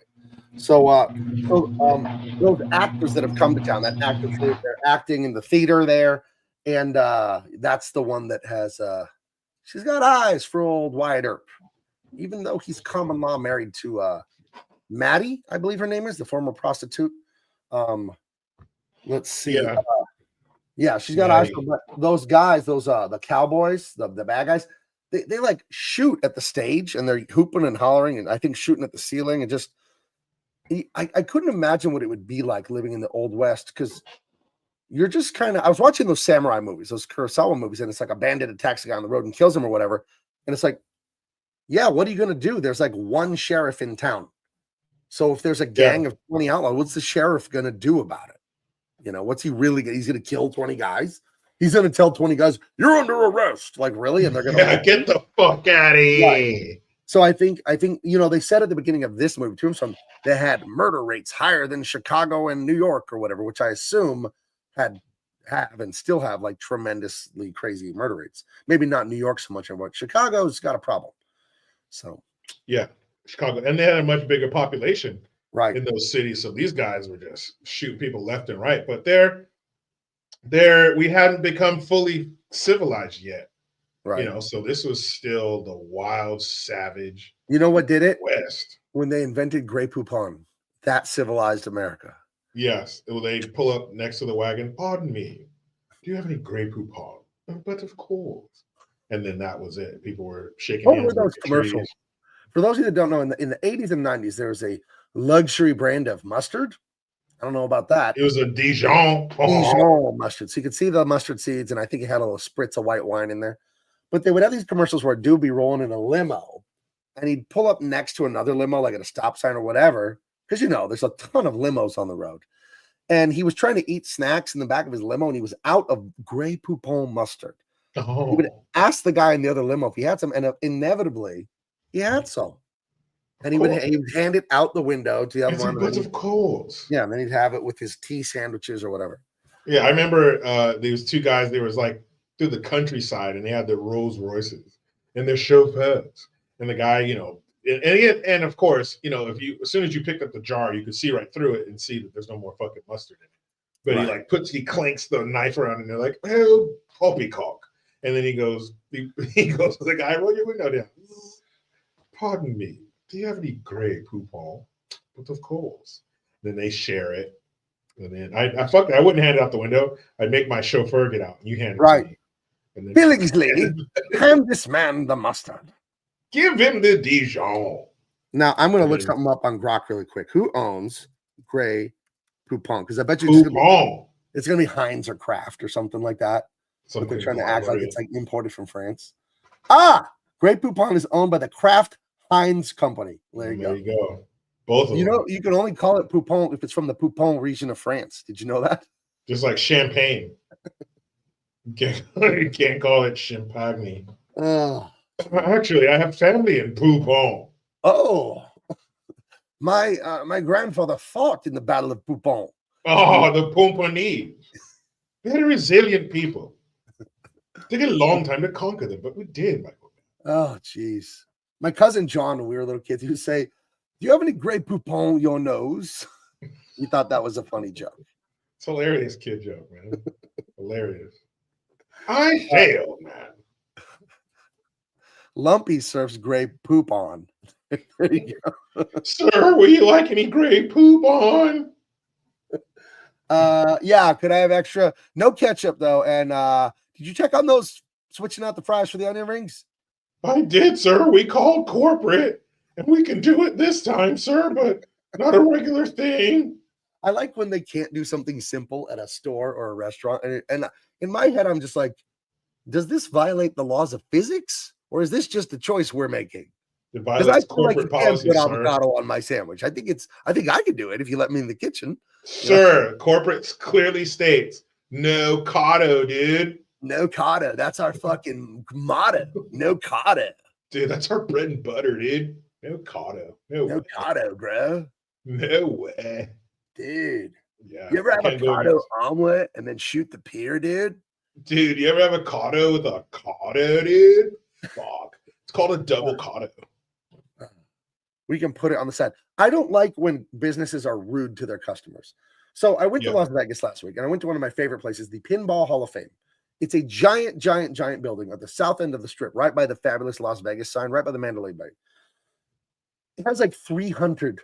That's not a word. 300. Have you ever been hunted, sir? 300. That's 300 pinball machines. I'm making up a new language as we go. It's like Esperanto. It has like 300 pinball machines and like 100 vintage arcade machines. And the pinball machines go back to like the 20s and the 30s, all the way through present day. The arcade games are all classics from the 80s and 90s, couple from the 70s. It's just a fun place to go. It's not high prices. It's $0.25 a game for most games. And you relive that young time when you went to arcades. It was so much fun to go to arcades in the 80s and 90s. But there are post-it notes everywhere. This is not a playground. Watch your children. These machines are expensive. Do not spill drinks on the machine. It's just like, would you? And they're everywhere, these signs. It's like the most rude posture to take to your customers. Like, hey, I know not to empty my Diet Coke into the pinball machine. I got that one. You don't have to tell me. Okay? Like, oh, I thought I was supposed to pour the soda in the corn slot. Like, I don't. Do you know? Like, do you agree? Like business, and it's in fucking comic book stores, because you know how comic book guys are, right? The comic store owner guy. They are like the guy on The Simpsons, by the way. If you've been to a comic store, many of the guys that run comic stores are just like that, like weird, socially stupid know-it-alls. I went to a comic book store, and there were post-it notes everywhere. Do not open bagged comics. Do not fold comics. Do not like. Do you think I just got here from Mars? Like, why are you being rude to me? I'm trying to give you money. That is true, but I think, especially in Vegas, how many fucking little hellions with drinks were just doing stupid shit like that? And they had to. It got to a point where they had to put up fucking signs because people are too stupid. Kind of person would want to pay for a pinball machine that their kid breaks? What do you think a pinball machine costs? Because I don't know. I bet you they are thousands of dollars. And a vintage pinball machine, let's say you got some midway fucking 1963 pinball machine, dude, that thing's gonna be 15, 20,000 because how rare it is or whatever. You would know to tell your kids to take it easy, wouldn't you? Stupid kids come from stupid people, I guess. And they're probably and just dumb. Some guy sits his fucking slushy down on it, knocks it over. Now you got, red dye 40 colored slushy just running all down in those parts.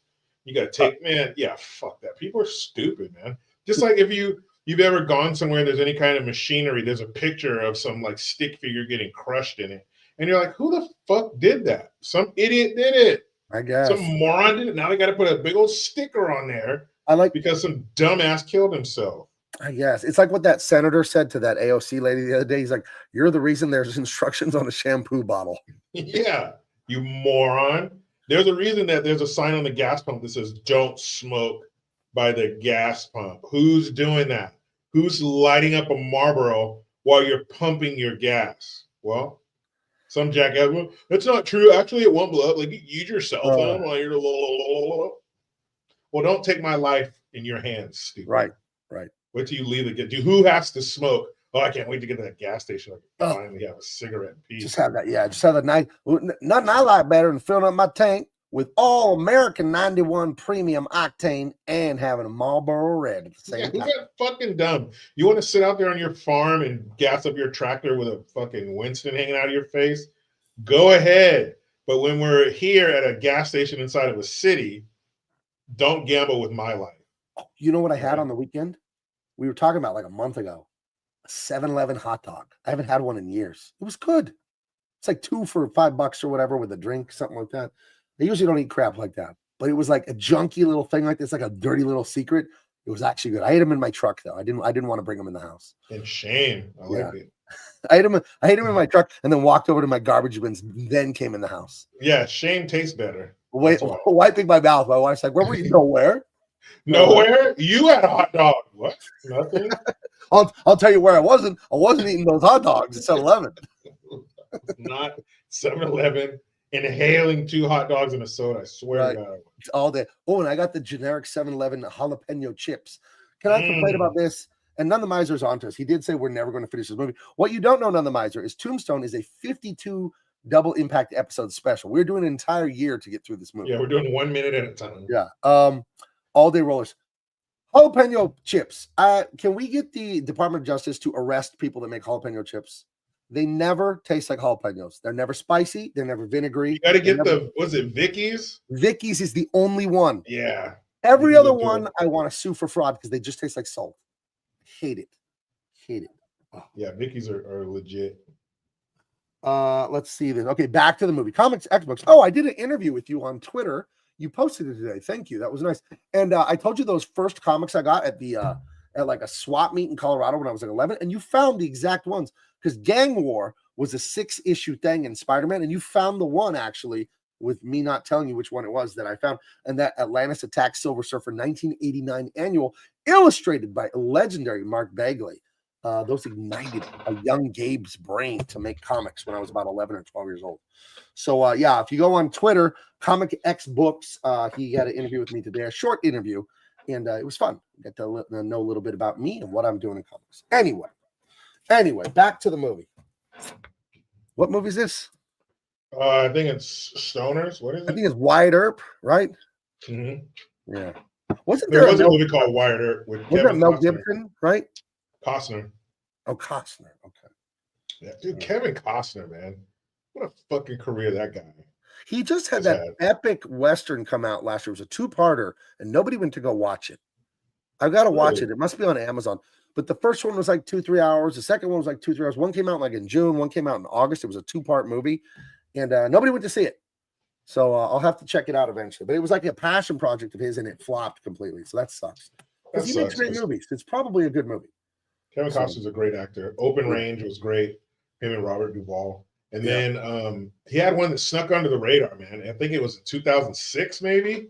It's called Mr. Brooks with Dane Cook, the comedian. Dude, Dane Cook can act his ass off. He did great. But there's a movie called Mr. Brooks starring Kevin Costner and Dane Cook. That shit it's a thriller too. It is awesome. In 2018 and 19, my daughter lived in Hollywood and worked at the Comedy Store there. And she's still killing it in comedy right now, man. She's just tearing it up. But I went to see her one night there, and then Dane Cook came in and did like 20 minutes and just told the funniest story about this awful thing. I'm not going to repeat it here. It was terrible. But it was really, really funny. But I saw him do stand-up live there at the Comedy Store. It was really good. That's my one little tiny Dane Cook story. If I could tell you the joke on the air, I would, but it's too much. Yeah, he's hilarious, man. I went and saw him at the HP Pavilion in San Jose years ago. Funny, and he came out, dude. It was standing ovation. The show was awesome, and then he came out and did like a 20-minute encore. He was great, wire to wire, great. But yeah, None the Miser, Mr. Brooks that movie's a trip. I have to check it out. Now, Dane Cook is a comedian, but this is not a comedy. Not at all. Oh wow, not at all. It's a thriller, and that's what's so trippy about it. You think Dane Cook, it's going to be funny, like he's the funny sidekick. No. He's a great actor in that movie. It's a great movie, and he did do a version of that. Since he's a comedian, he's hot right now. You know, kind of the Rob Schneider to Sylvester Stallone. Right. He's just there for the comic relief, and it was called, damn it. It was and this is going to make you shit your pants. It was starring Dennis Rodman and Dane Cook. What was that movie called? Simon Says. Simon Says. Simon Says. Oh, Gabe. Is this as bad as it looks? By looking it's worse than it looks. Really? What you're going to get out of this movie is you're going to get something filmed in like Prague because it's cheaper. You're going to get a lot of ADR, a lot of shit people say from you know, from behind them, you see the back of their head and they're talking. Oh, this movie it's a shit lasagna. Now, It's just layer after layer is it of double impact horseshit. worthy for us wherein it's so bad it's good, like we'll have a good time making fun of it, or is it just so bad it's boring, like Madam Web? No, I think it's so bad. It's so over the top bad. I mean, this is Dennis Rodman. Do you notice that Dennis Rodman is center frame? He's the star of the movie. Yeah. Dennis, remember the one he did, Double Team, the one he did with Van Damme? Right. Our friend Todd Senafonte came on here and told us about the stunts with the tiger and all that. That movie was awful. This is it's something special. But yeah, it's definitely so bad that it's good. For sure. Simon said, Simon says, make a terrible movie. Dude. Dennis Rodman and Dane Cook just going over the they're in some European country. I can't even remember. But it's so fucking terrible, dude. Oh, Lord. All right. Well, moving on. Okay, Lord. so they go to the theater. Minute number 2. Here we go. Shooting up the theater. We're in minute 2 of this movie. His wife, Maddie. See, that's the married guys out there, the guys in the serious relationships. If this happens, then this always happens right after. So yeah, but you know, at first I'm like, "What's the girl's name?" Go with your whore. Go with your whore. What's her name? Is it Josephine? I don't know. Who cares? Yeah, that's her. It's Josephine, or Joe, whatever they call her, the actress. Right. At first, I was like, "Man, you home wrecking a whore," but then you get you get deeper into their relationship, Wyatt and Maddie, and it doesn't quite turn out that way. I remember having my mind not traumatized, but I was 8 years old, and I heard a conversation I was not supposed to hear. 2 adults talking in the kitchen. Uh-oh. And they were talking about another adult that was having an affair. Okay? So I overheard adults talking about an adult they knew who he was having an affair with an exotic dancer. And his wife had caught him 10th time, and they were getting a divorce, and this, that, and the other. And I'm 8. Ocho. I am ocho. It's wheat in French. Okay? So you don't understand things when you're little, but you get the gist of things. This lady doesn't like her husband with this other lady, right? That makes sense. You're 8, but you don't know. And I overhear one of these people say to them, I'll never, because this stuff imprints itself. It burns itself in your brain when you're little. This person says to this other person, well, I heard she does things his wife won't do, and that's why he likes her. Damn, what are those and things? As a kid, as an 8-year-old, you're like, well, what could that be? Like, as a kid, you have no idea what they're talking about, but you feel like you do. And what could that be? Maybe she reads his favorite stories to him at night before he goes to bed. Yeah, maybe if he's hungry and it's late, she still makes him a sandwich anyway. She rubs his tummy a little lower. I'll never forget that. I'm 8 years old in the living room, and I overhear these people talking. Yeah, I heard she does things his wife won't do. Oh my goodness! And I'm like, I don't know. As a kid, when you hear and see things that you know you're not supposed to, you get confused because you don't know what the hell it is you're looking at or hearing. Because you know you're not supposed to be there. Right. Well, I was just innocently. I was playing in another room. I didn't like go there to eavesdrop. I was just like playing with toys or whatever. But you know you weren't supposed to be listening to that. You were not supposed to hear that. Well, they should have lowered their voice. They should have went in the garage or went outside. They should have. Get it together, adults. Yeah. Get it together. I don't know. But Maddie, I don't know. Apparently, she did things the wife wouldn't do. So, I don't, man. Wyatt Earp, like he has no shortage of chicks. This movie very early on lets you know that he's a famous lawman. Like everybody knows who the fuck Wyatt Earp is. So I'm sure there's no shortage of prairie poon out there, right? But he decides to hook up with, and I don't think they're not married. They weren't married. Common law, so they were just shacking. They've been together so long that yeah, she's a prostitute. So she's had countless, cowboy dicks, just uncut, dirty prairie dicks. Whoa. This is so unappetizing. Come on. But that's what it was. And even today, with all our modern amenities, you're not gonna hook up. You're not gonna settle down with a prostitute, an ex-prostitute.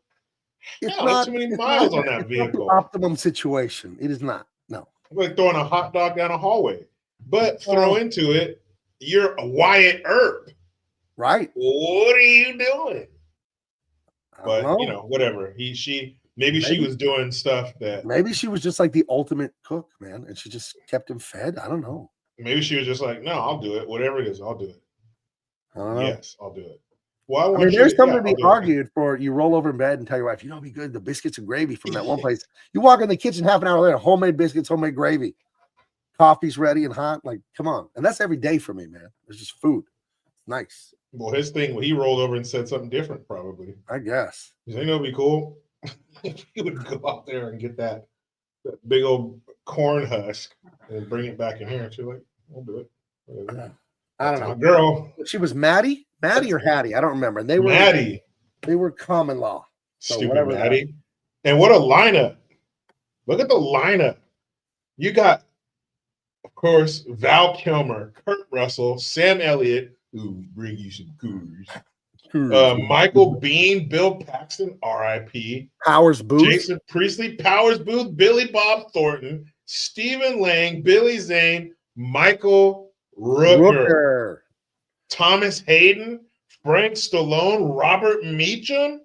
All-star movie. Dude, how the fuck? How did they do that? I don't know. What was that set like? Just fucking just A-lister, iconic Hollywood royalty after another, all in one movie. And it doesn't always happen that way. Sometimes you get all these names. This is going to be awesome, and it sucks. But this time, everything worked, and all these stars, you know, just came. I mean, this is a classic movie. This is absolute in the time capsule classic movie. Also, R.I.P. to Val Kilmer. So they leave the theater. His wife was already giving him crusty looks because this one was giving him the sparkle eyes. Yeah. And the wife intercepted that. It's like a nice pass from a quarterback, and the wide receiver's going to catch a touchdown. Then, boop, safety comes in and just steals the ball. You know, it's like, nope. But then he has the audacity after the theater's like, nah, honey, you go home. I'm going to go out tonight and see a little more of the town and maybe run into that actress, you know. By accident, of course. Yeah. You go home and take heroin or opium derivatives or whatever the hell it is, you know, because she was. It comes in a bottle. Yeah. And he's like, hey, and a few times in the movie, he's like, hey, is that the bottle that so-and-so got you the other day? Or is that a new one? Like, he's concerned. And he's like, drinking a lot of opium, homegirl. But that's what it is. And she's like, oh, I just get dizzy spells. I just get headaches. She just gets the vapors. Yeah, I just need some liquid heroin. That's all. Yeah, a little liquid smack. Yeah, back off, dick. I'm just drinking some liquid heroin. I can stop anytime I want. What's your problem, Mom? Jeez, back off. Yeah, what are you, the police? And it's like, oh, wait a minute, he was. Hey, name one person whose life heroin ruined. Right. Name one person that died from opium. Fine. Name two people. Name two people. Just two. So yeah, she has, and throw that on top of it. She's a drug addict. So you're an ex-prostitute, drug addict. That's two strikes, lady. You got one more. Look at Heather. She says, when women stare at my husband, I hold up a sign that says $50. Wow. 50 for whatever you want. $50. 50. You're letting him go that cheap, huh? Yeah, she'll make up for it in volume. All right. That's what you got to do, volume. You got to make it like McDonald's. You make up for it in volume. That's right. It's a commodity. Oh, goodness. No, good for you. I do like when a scenario comes up when you're talking to your wife and it's some jealousy scenario, but it isn't based on reality. It's just whatever nonsense that you happen to be teasing your wife about. And then she actually gets kind of mad at you, but then you make fun of her for getting mad and then she calms down. Yeah. And then if they don't calm down, it always works to say, calm down. Yeah. That works too, guys. Well, I remember we saw like on the internet or whatever, like theorizing like, oh, in 10 years, there'll be lifelike sex robots, blah, blah, blah. You know, like you could have just like whatever bimbo walking around your house, but you plug her into a USB to charge her at night.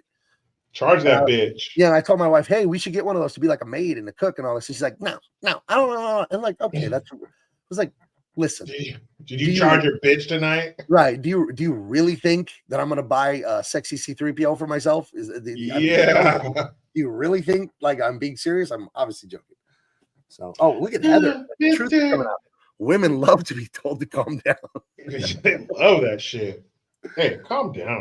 That's what always works. Like, hey, you're acting crazy. Why don't you calm down? Yeah. What are you, Also, married? grab me by the shoulders when you say that. For you Put guys your out hands there on that are their shoulders. young, you're trying to date, you're trying to get married. This is the advice from me and Jericho as husbands and fathers for years. You tell them, what are you crazy? Why don't you calm down? You're just like your mother. What are you on your period? That's what you do. Works every time, dude. Works every time. And you can go one at a time if you want to mix it up, put 2 in there, 3 in a row. Right. If you really want to make her happy and endear yourself to her forever, you say all of them back to back. Right. And watch the love. Just tell her my old girlfriend never did this. What's your problem? Just tell her that. And then my old girlfriend, and then call her by that girlfriend's name just to drive the point home. Yeah. And just watch the love. Would have never done this. I don't know what your problem is. And just look up at the ceiling and go, do I still have her number? And then you watch the love. Well, first you'll see it in her eyes. And the look of love is what I call it. You know, the love will just unfurl all over you, around you. You know, when you see the white on the top of someone's eye, that's an intense look of love. Or ever see the corner of their eye twitch? That's what you want. That's what Why don't you calm down? You're acting just like your mom. Yeah, then you want her mumbling incoherently to herself. And that's when you know you've achieved ultimate love. Don't be mad just because you've gotten fat. Yeah. I didn't want to say anything, but that's our advice, guys. This is, hey, I've been married 28 and a half years. This is good advice. Hey, guys, you want to be happy or not? You know, you can lead a horse to water. Yeah, you want things to work out, or you don't want to listen to me. Okay. Like the saying goes, you can lead a horse to water, but you can't make it fuck its relationship up. None of my you'll never see the meat cleaver coming. They never do. They never do. Look at some person says, hey, sweet cheeks, calm your tits. You can stand to lose a few dozen pounds. Oh, then put your collar up. Oh, just like that when you say it. All right, I'm out of here. I'm going to Hooters. Have this fucking house clean when I get back. And then turn your back on her. It's nothing that bad ever happens when you turn your back. Yeah, that's how you guys writing this shit down or what? You guys taking notes? You better. You're welcome, schmucks. By the way. You schmucks. Trying to make your life fucking happy here. We don't want you to have to go through things we went through earlier when we were younger. Learn from us, okay? Learn, okay? That's what women like, man. They like, you know, they like a man that's controlling, you know. It's good. Real good. You guys ready for minute number 3? Right. All right. Go. Yeah, it's been 3 weeks since I've seen this movie, and I've only seen it the one time, I think. So what? I've only seen it the one time. What the fuck? I may have seen it twice. I saw it twice. I saw it once like 5 years ago, and I saw it once 3 weeks ago. Gabe, I'm not saying you should be investigated, but wow. How many times I have to tell you I did not watch movies growing up? I watched the same 10 movies over and over. I'm not kidding. It's not an exaggeration. You've been grown for quite some time. I was raised to not watch TV and movies. It's not a thing we did in my family. It was just reading, learning, creating. So even when I was married and an adult and on my own, I don't have cable TV. I haven't had it in years. When I had it, like the remote would get dust on it. Like nobody would watch it.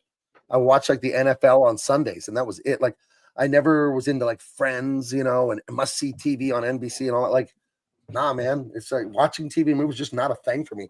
I do it now. I really like to do it now. At night, it's really fun to watch a movie like at 8 or 9 o'clock and then go right to bed. And a good one though, you know what I mean? I don't know. So yeah, I got a lot of catching up to. He says right here, I have a lot of homework. I do have a lot of homework. Tons of homework. Yeah. NFL draft tomorrow. Right. Is it tomorrow? Cool. Tomorrow. Let's see what the fuck's gonna happen. Right. Excited. Yeah. Sort of. It's like a fake out. You get all amped for the draft, and then a week or two after the draft, you don't care anymore. You just want the season to start. You know. Oh yeah. And get through the stupid OTAs and all that shit. Wait, Heather says you're chasing a bug. Is there a bug in your office? Yeah, there's a mosquito in here. Trying to kill that son of a bitch. There was a little moth in here like a half hour ago, and I flicked him, and he flew off my desk. So sorry. I will kill him. You will see his blood. Right. And I'll take the blood right here and put it on my cheek because it's my first kill.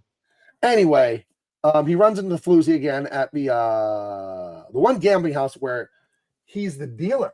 He's doing the Faro table. I wonder what Faro is. I know after he punked the shit out of Billy Bob Thornton.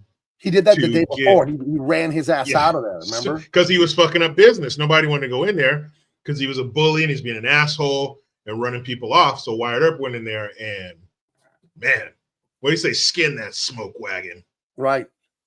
He totally punked him because he was just loud. You know, he was loud. He wasn't about shit.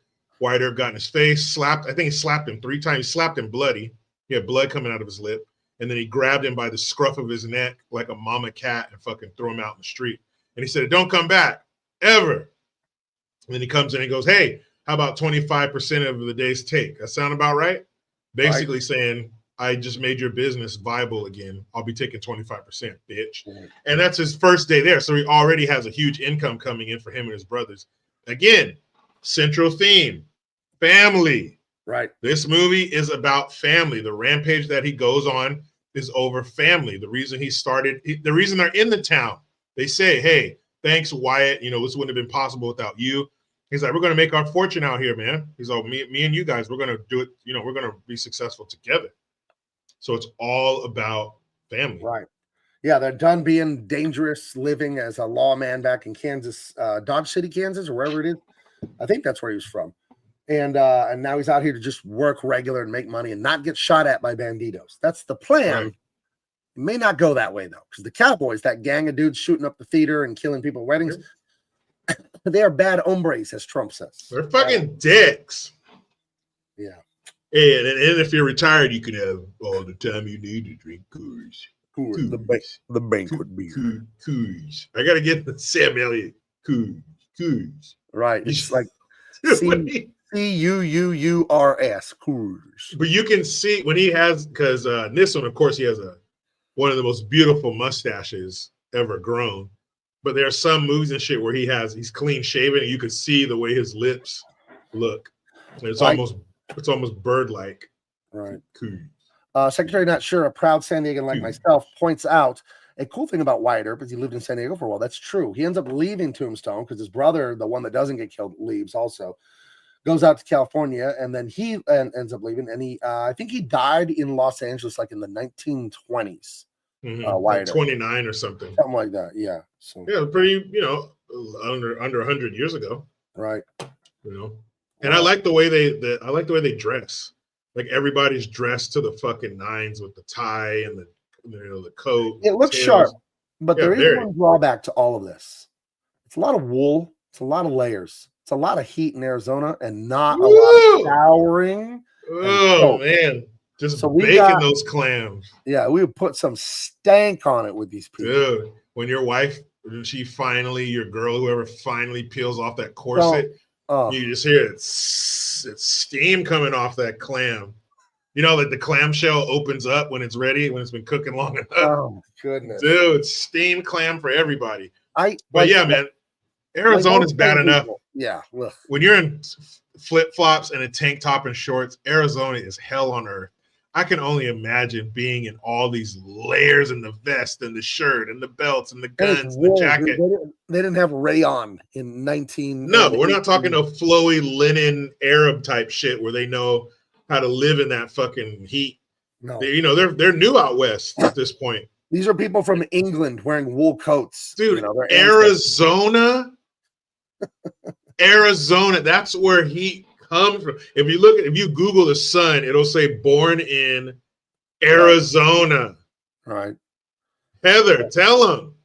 Are you walking around in the summertime in Arizona or any time of year in all that clothing and a hat too? Awful. Man. Awful. Hell no. And they're all wearing black, none of my sports. Nicholas Wilson is doing a cross level. Can you do this in Arnold's voice for us, please, Jericho? Huckleberry, get down. Come on. I'm here. Cowboys, kill me. Nicholas Wilson says, all hail the ensemble Tyrus back. Oh, thank you very much. Thank you very much for we got some great stuff coming in. For those coming in late, here's a page of it right here. Let's open it up. That's Photoshop. Real quick. Yeah. We'll get back to the movie. But here's page I think 95, 96. of the Unstoppable Tyrus. Why is there a giant mutant guy with bat wings coming out and lightning shooting everywhere? And Tyrus's animal friends are getting destroyed by all that. We'll see. You're going to have to buy it to read. 125, not 25. That ain't a number. Hey. 125 pages of bone-cracking action. We're already up to page 100 on pencils, 70-something on inks. So that'll be done. Hopefully I'm done with that thing in June or July, and we'll put it up in, maybe September, August, September, something like that. And we're going to put up Empyrean, my sci-fi epic, before the end of the spring. So in the next few weeks, maybe month or so, we're going to put that up. So there you go. So that's what I do as a comic book crowdfunder.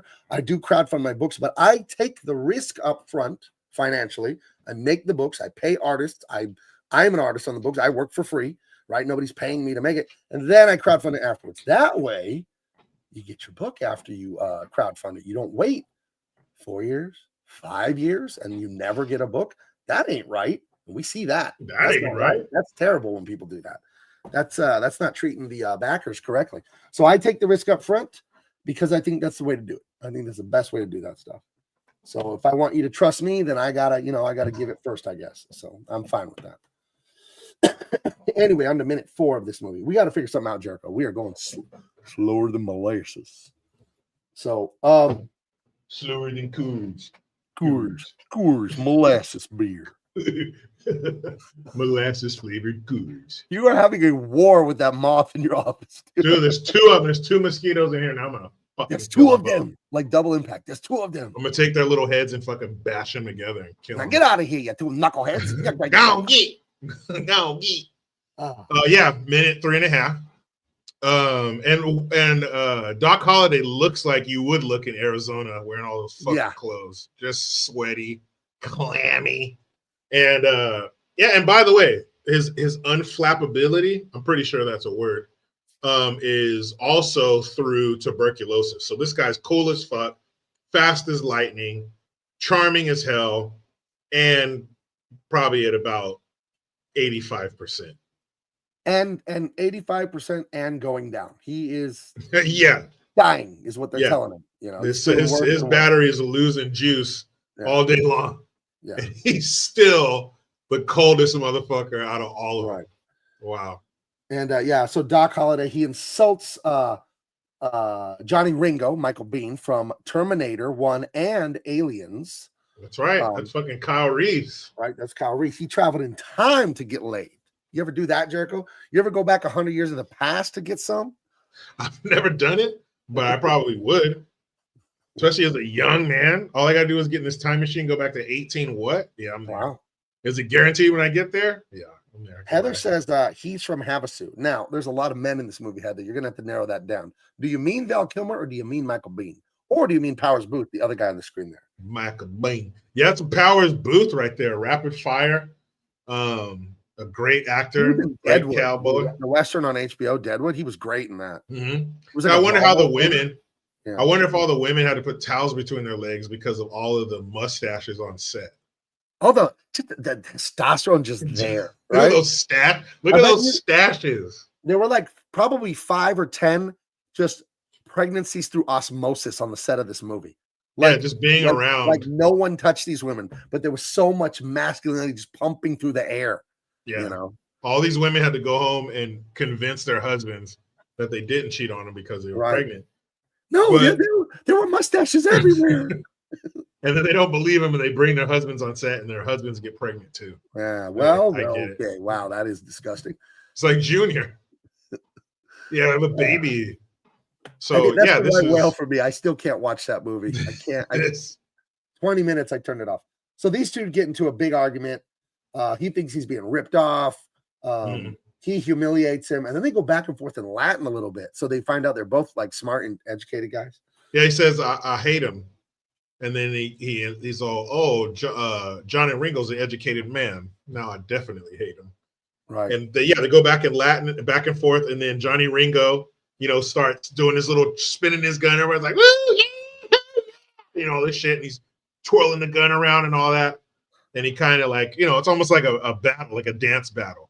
And then he's like, all right, now it's on you, Doc Holliday. And everybody's kind of looking like, oh, what's he going to do?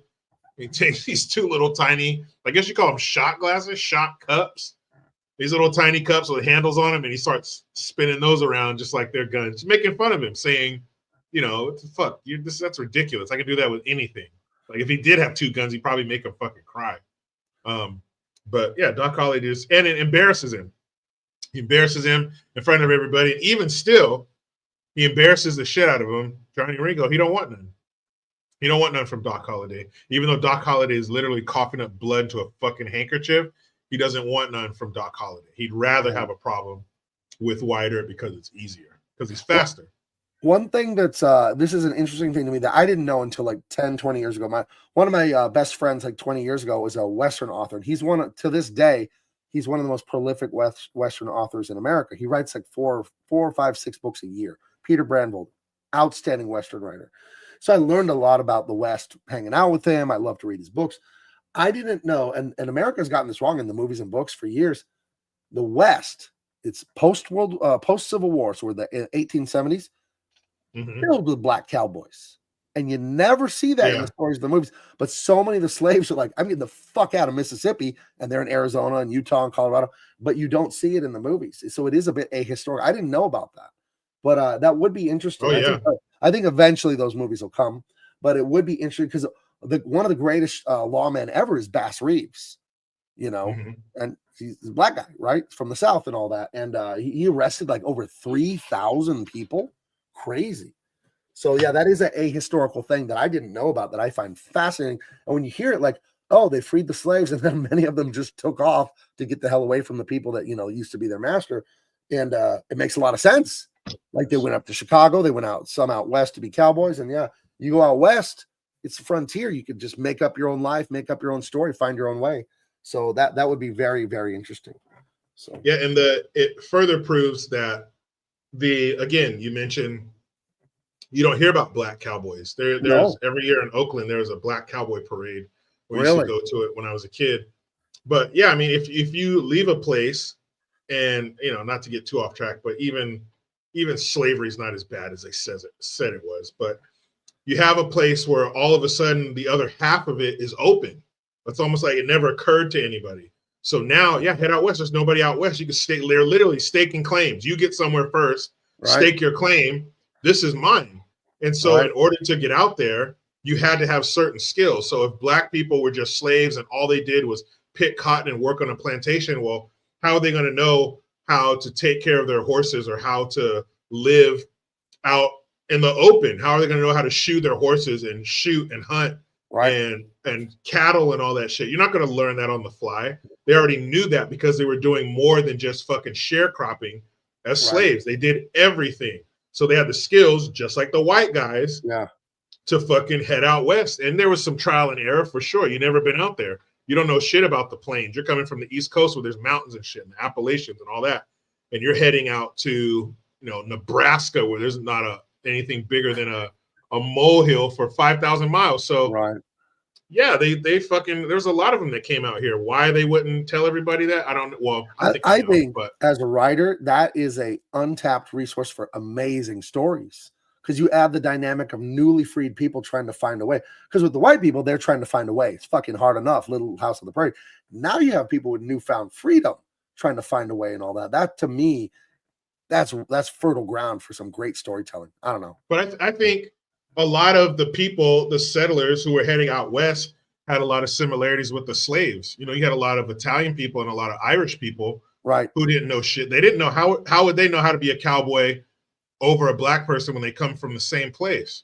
So they're all out there fucking figuring shit out as they go and all trying to do the same thing, because in a lot of ways, some of the other poor people in this country were equivalent to slaves. And a lot of slaves weren't slaves. They were indentured servants. Which is definitely different.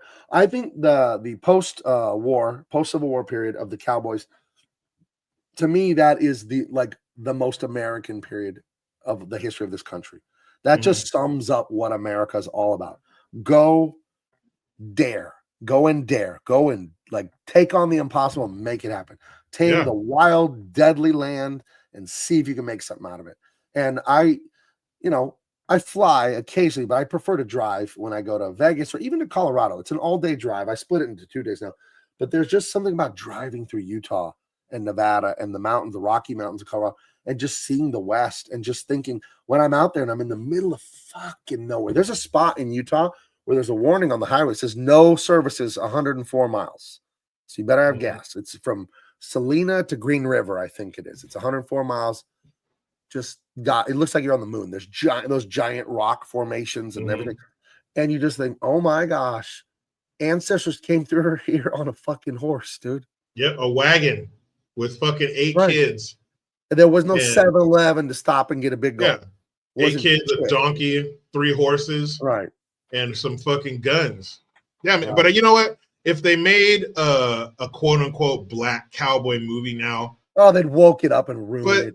But not even that. Even if they did it right, they would have to take out the racist angle, and not to say take it out because that wouldn't be being authentic, but they can't make it to where it's hanging over the whole movie. Right. Like, yeah, you're doing all these great things, but a white guy can still say, boy, and you can't do shit about it.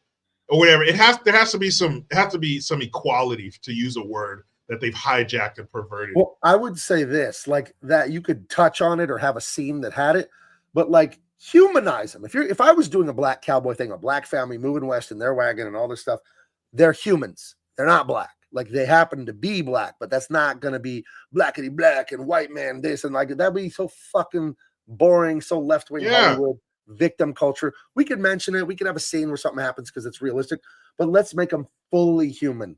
And just the way we treat the other races and stories. And like, yeah, they're dynamic, they're complex, they're just like everyone else. Like, holy shit, what a fucking concept. And see the human angle there from another perspective of people that just became free. I think it would be fascinating, you know. So because I think so much of storytelling with human beings is that David and Goliath concept. We love that as people versus the impossible odds, and you overcome it. That's what I love about the American West. It's just people coming out here with a wagon and a donkey and a shovel and 8 screaming kids in the back of a wagon. Dude, and then the fucking Indians you run into, oh and my the God. bandits, and the thieves and robbers. Man, it's fucking crazy out there. And I think that's why we'll keep going with the movie. We're trying to get this one done. Minute 4 coming up. Kurosawa samurai movies at the Edo period. I believe the Edo period in Japan with the samurais on it is the same time. I believe it's the mid 1800s. Because in that Yojimbo movie, he's going to face off with this other big bad samurai. And it's the middle of town. Everyone shuts their doors. Everyone goes inside. And Jericho, just like a Western, people are peeking out through their windows. Just like in a Western, these 2 guys are going to face off. So I think the samurai thing and the cowboy thing have some very rich similarities. Yep. Anyway. The chicken or the egg. Right. So Johnny Ringo wants to blast Doc Holliday here. Doc Holliday humiliates him with wit and wisdom instead of just brute force. And basically, I'm going to get you later, sucker. I'm going to get you. You know, you're on my list. And his friends have to drag his ass out. You know, it gets pretty nasty. The next day, Wyatt Earp is horse riding and he runs into this floozy. He cannot escape this woman. She is given the full court press. Like a Mike Krzyzewski Duke basketball team, the full court press. She is coming in hot for this guy. She's trying to snatch him away from that drug-addicted, I was going to say stripper, but drug-addicted hooker. So I'm not on heroin. He's like, oh, you win. Right. Look at Heather. Heather hates this woman. Hold back. Heather, I felt the same way watching this movie. Because I'm like, he's married. Leave him alone, you home wrecker. What's your problem? Yeah, she's after him. She's after him pretty aggressively. But he's exuding that fucking masculinity, that mustache. He's fucking slapping the guys who are bullying people. Right. His reputation. Just imagine what a woman would think. He's handsome. He's stoic. He slapped the shit out of that bully. Then he sits there and he runs shit. He's the man in the center of the table and he's running the casino. Yeah. Women are just. And he's Kurt Russell. He's the big ball. Kurt Russell, and he's like 43 years old in this movie. It's prime Russell. Right. So yeah, man, she was powerless against it, but hey, relax a little bit. Right. There. It's like that beef. It's what's for dinner. It's like Wyatt Earp. It's what's for dinner. And chase it with a goose. Right. So then they're like having romantic horse races. And then they're sitting down in the trees near the little streams. His wife would be livid if she saw this. Dude, what are you doing out here with this slut? As a married man, I would say this is a poor decision. You shouldn't do things like this. Jericho, would you go for a frolic and a horse ride near the streams with a attractive woman who wasn't your wife? Where would you rank this on stupid, really fucking stupid? Hey man, what's your fucking problem? Hey, if you're holding up that chart, it's over here off the paper. Okay. There's no measurement Now, for how stupid and disrespectful that is. But what's even worse is imagining my wife doing this. I couldn't do it. Imagining her? What? You're sitting on a fucking blanket with some dude under the shady oak tree by the river? Some eagle-eyed, mustachioed, tan, handsome lawman who runs the casino now and beats up bad guys. Dude, your wife just comes through the door floating. She's not even touching the ground. She's smelling a flower and humming a song you haven't heard her hum in 15 years. Are you crazy? This dude's getting a shotgun up his anus. You'd have to face off with him on Main Street. There's no facing off. No, I'm waiting behind his door because there's no more honor. There's no more integrity. Right. You crossed the line. I'm here to dispense justice. Right. That dude's getting a double barrel up his anus. What a piece of shit. You're giving on a blanket. Exactly, done the miser. The old Elmer Fudd in the pooper, huh? Boom! Convertible. Dude, what else do you do on a blanket? What else do two heterosexual adults do on a blanket in the woods? Two things I've used blankets for: sleeping, and then also not sleeping. Yeah, exactly. So unless you guys are taking a nap, we know what's about to happen here. No fucking way. There's no going on a ride. Oh, wait. No, stop. Let's go. Fuck that. No, they're both dead. Both of them. Wow. They're both dead. Wow. Could you imagine? I don't want to imagine. Ugh. She's horse riding and giggling like an idiot. Dude, all that doesn't matter. They're on a blanket under the shady oak tree. And here's the worst part. He knows about you, Jericho. That's bitch ass punk. That's what he. That's why you signed. That's why he signed his death warrant. That's why we're not facing off man to man. If he does this and he knows you exist, he's seen you because the lady saw this. Like, he doesn't fear you at all. Bro. He thinks you're a joke. Yeah, he doesn't. He doesn't even look at you when he's in the room. Then he looks over you, and then he probably walks up to her and gives her a kiss on the cheek. Hey, how you doing, man? Wyatt Earp's dead. And you know what? We're not going to do Hollywood Dead where I sit there and talk to him for 5 minutes. And no. In the room, kaboom, we're done. Jericho's doing life plus 240 years. Happily. I'll be whistling Dixie the whole time. Boy, that guy, he's the happiest prisoner I've ever seen. Where do you fall on dudes kissing your wife hello on the cheek? Because as men, as humans, you shake men's hands and you hug women. There's a bit more affection. I don't kiss women on the cheek, though. And some guys think they're real slick and they're kissing everybody's wife on the cheek. I don't like. I would definitely say something. Not unless you're related. Like kiss your wife on the cheek like a colleague or something like that. No, hell no. Her grandpa. Grandpa. Her dad. That's what I mean. That's it. Well, what about European guys trying to? I am French. We kiss the cheek. No, I'm American. We fucking knock people out for doing that shit. No, fuck that. Nope. No kissing on the cheek, you piece of shit. And I would definitely say something. I'm not going to let that slide. Wow. No way. Everybody dies. We're all going to die. Everybody's fucking dying. No. Are you willing to die for this woman? And you're like, one of us is. One of us is going to die. Guaranteed. There's 3 of us. 2 of us are going to be dead by the end of today. I promise. Fuck that. Yeah. You? Yeah. And she comes home and you smell him on her. Oh no! There's no other way. That's the only way I go in prison. Then he comes home to this. To this, a drunken, heroin addicted ex whore.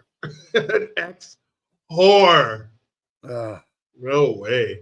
That thing looks like Arby's. Oh. That thing's been rolled hard and put away wet. No way. No That's wonder right. he's frolicking in the woods with that skeezer. Speaking of the jealousy thing, this is why I don't like you see on the internet and what you see on Twitter, Instagram, TikTok is a funhouse mirror. It's not a true representation of reality. No. 90% of people are very normal. They're just weirdos get the attention. But you see this newish fad of the last few years of like polyamorous people. Like it's like one lady is married, dating like 4 dudes, or it's like 3 chicks and 4 dudes. Like, no way. No way. Like these people are all miserable. Like that you can't. Jealousy is going to get you. You're going to feel diminished. You know, or you'll see one like, oh yeah, my wife and I decided to open up our relationship. So she's going out on a date with her coworker tonight, and I'm staying home and playing Nintendo. Yeah, I'm staying home watching the kids.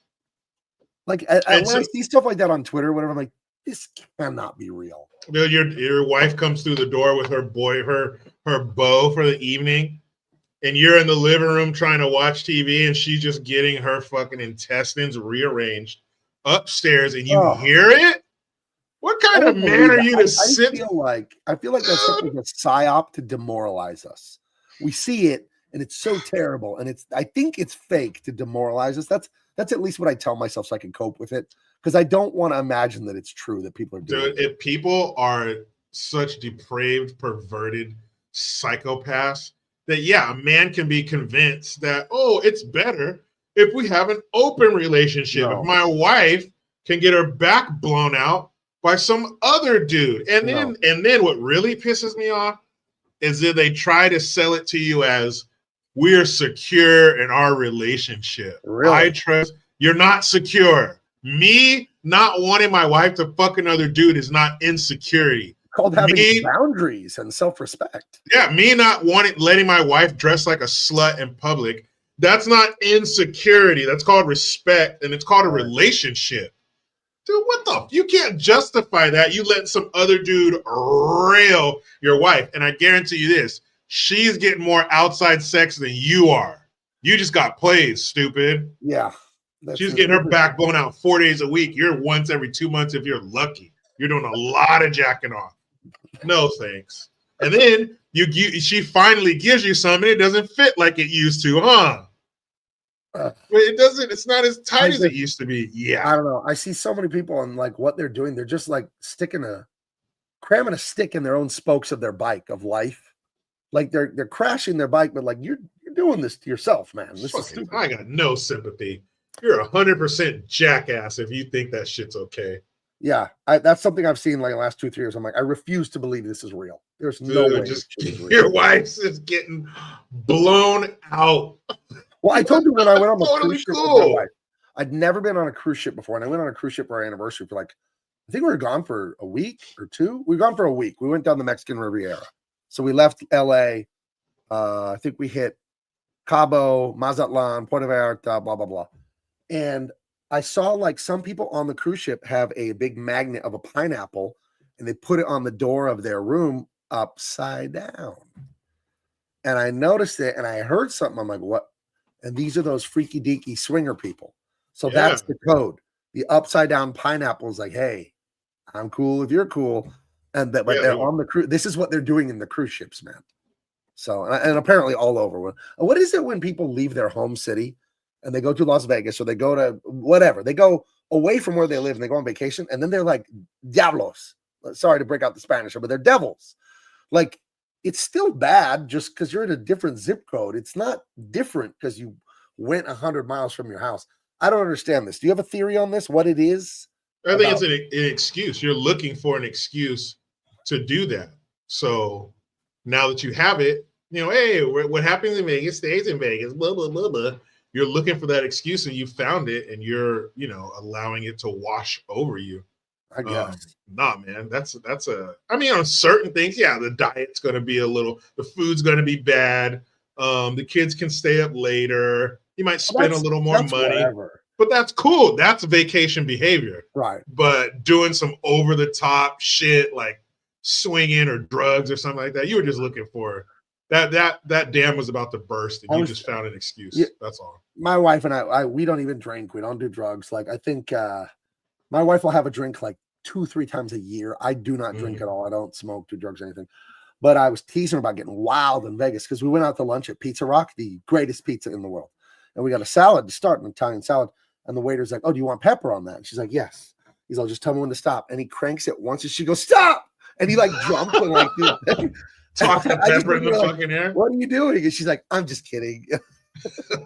Oh, that's crazy. That's let loose, AJ, if right you guys there. know my wife, that's her getting crazy. Dude, like, you better be careful. She's an accountant by trade. She's very, straight laced, stays out of trouble, goes to bed early, like doesn't do girls' night. Like if you let your wife go out with the girls to the bar, you're not being wise. Yeah, you better sleep with one eye open if she's getting crazy like that. Yeah. No, man. Later, stop. And he's like, oh.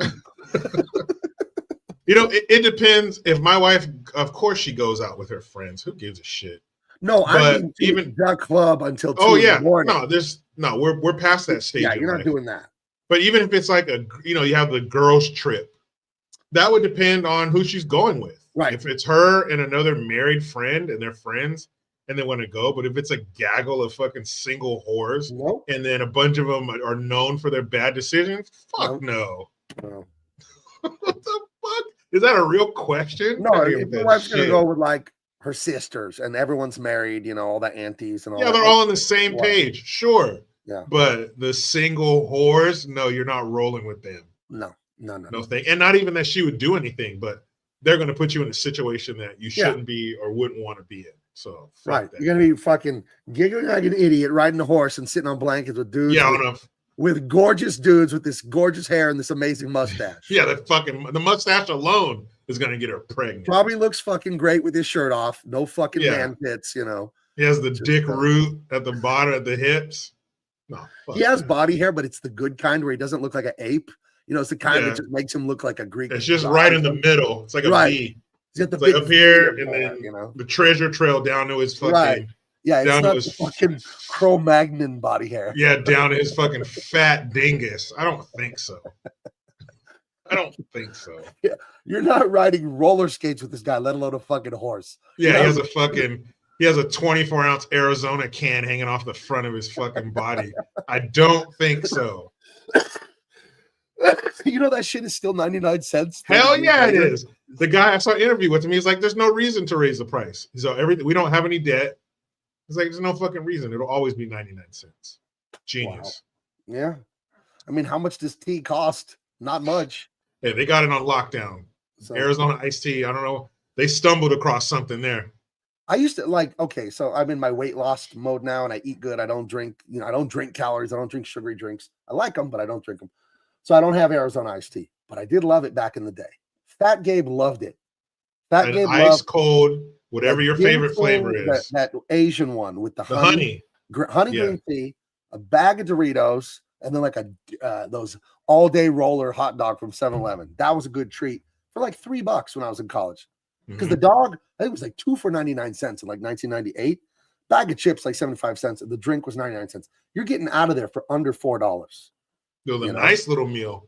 Yeah. Nice little snack. And shout out to Costco, who keeps the damn hot dog and a drink at $1.50. You feel like a millionaire when you go to the Costco food court. I'll have 8 slices of pizza. Bring me 4 hot dogs, boy. We'll have the chocolate chunk cookie and one of your iced creams. And where's my chicken bake? I don't have a chicken bake. Hell yeah. Dude, Costco is so fucking crazy. But if Costco can do it and Arizona iced tea can do it, how come nobody else can do it? Right. Nobody else is out there keeping their prices the same since the fucking 90s. Right. Get on board, people. Yeah.